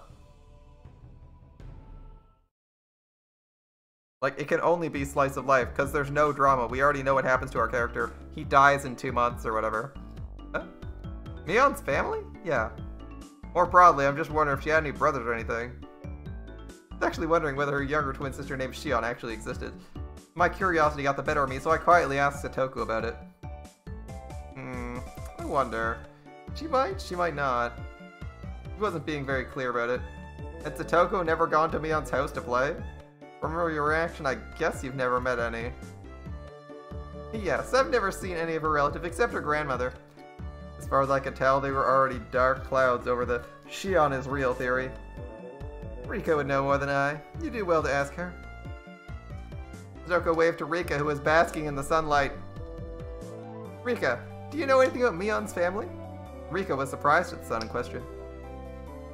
Mi has a big family. I don't really know everything about them. That many. For example, is there someone named Shion? I might have heard wrong, but she might not actually exist, but... Oh, you mean she? Shion exists. That was unexpected. So she was real. Their names are quite similar, you know? I could get tongue-tied trying to tell the difference. I heard she's Mia's younger twin sister, but I haven't met her too many times.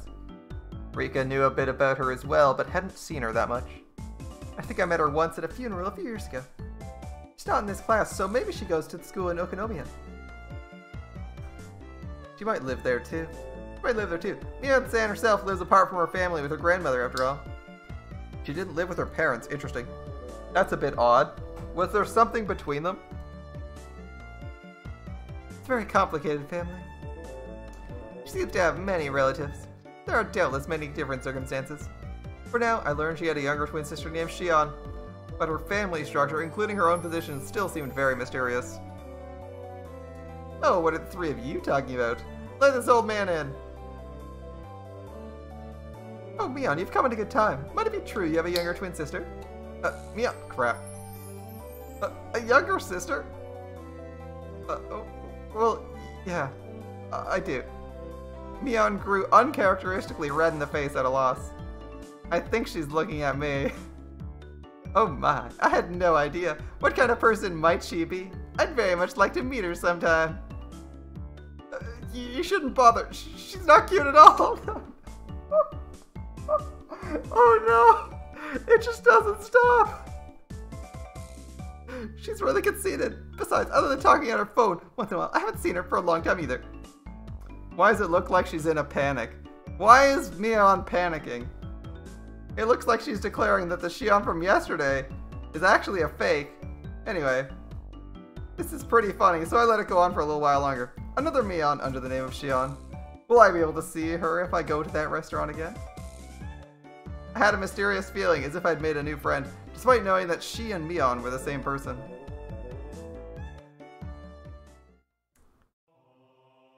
Interesting choice, Mion. Interesting choice. You now have a twin sister. The classic, oh no, we're twins. I haven't met her in ages. We live 5 minutes away from each other.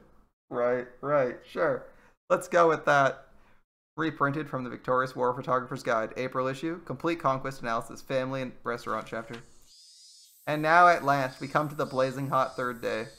To Angel Moore, a super famous restaurant and the envy of all enthusiasts despite being located at the remote Shishibone city of XX Prefecture. Why exactly do the most famous stores avoid the centers of human habitation? It can only because it's a trial given to us by the god of war photography. It's famous locally for having the best desserts in town, but it matters not to us. If you want expensive desserts, you can just go to a beep place or something. We aim not for sweets, but for sweet uniforms. The fragrant aroma of sweat wafts from these obligatory waitress uniforms, creating no less than a public torture device.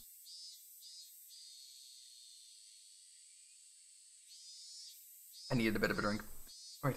How can their bashful flirtation be on par with the other restaurants with cute uniforms all across the country? War photography hunter. Away! The smoking areas are the real superpositions. Aim for your chance at them with the tenacity of an octopus. Yesterday I failed to get seating. Today I will aim for the ultimate golden seat, the corner box in the smoking area. Otaku are overwhelmingly non-smokers, who all procure a spot in the smoking area and set up camp there. That's expected of Ryu, the hunter. He's saying his victory was decided the moment he chose his seat. In actuality, Ryu used the same tactic during the grand opening of Akihabara's XXXXX and succeeded in getting the best seats in the house. Back then, he also went early in the afternoon, just after the lunch rush, and not only did he find his target seat empty, he obtained it with ease. By utilizing tricks such as ordering a little at a time, he effectively increased the number of opportunities for engagement, carefully scoping out his chance for a picture. But, as if cursed by that, from the day before, the god of war photography did not shine upon him. After suffering successive firm defeats until 3 p.m., he finds no chances coming his way. After 4 p.m., a man began to take his orders. It looked as though he's been seen through. It's the rule of a hunter to withdraw with grace once marked. My aim was perfect, but the fork technique I used at 2:30 seemed to have backfired. Maybe they were wary since I sat in a booth and left my bag on the floor. My camera was already hidden in my travel bag and might fossilize in there. If there were 2 EGs involved for sticking here half the day, I'd have had a high encounter rate. I'm mortified. Even so, he got a few pieces of gold. As to be expected from the hunter, I assume they're looking for like panty shots or some shit. He attained this nice angle despite lamenting his failure. He is an artisan. More surprisingly though is that this uniform conquest across Japan has yielded not a single arrested person.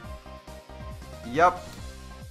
What an amazing start for the hunter who brags about having been to approximately half the total prefectural police stations in the country. Sweet Jesus, he's been to half of them? That thing the day before.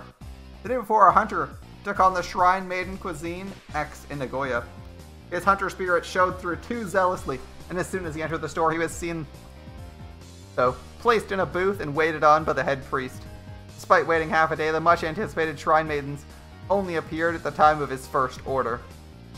A seriously huge blunder for a hunter. And now then, we have the giveaway of the hunter's original photographs that always receives such high praise. We present one passionate reader with 3 all-you-can-eat low-angle pictures of the Angel Moore uniforms chosen by the hunter himself. With such blazingly hot pictures, you too can become a war photographer.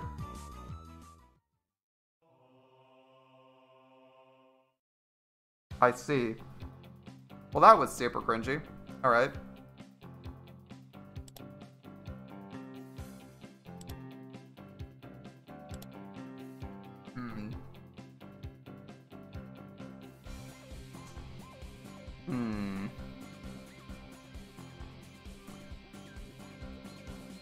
Alright. I think now is around where it's appropriate for us to end things here. We're gonna take a break, and we'll continue our Higurashi next time.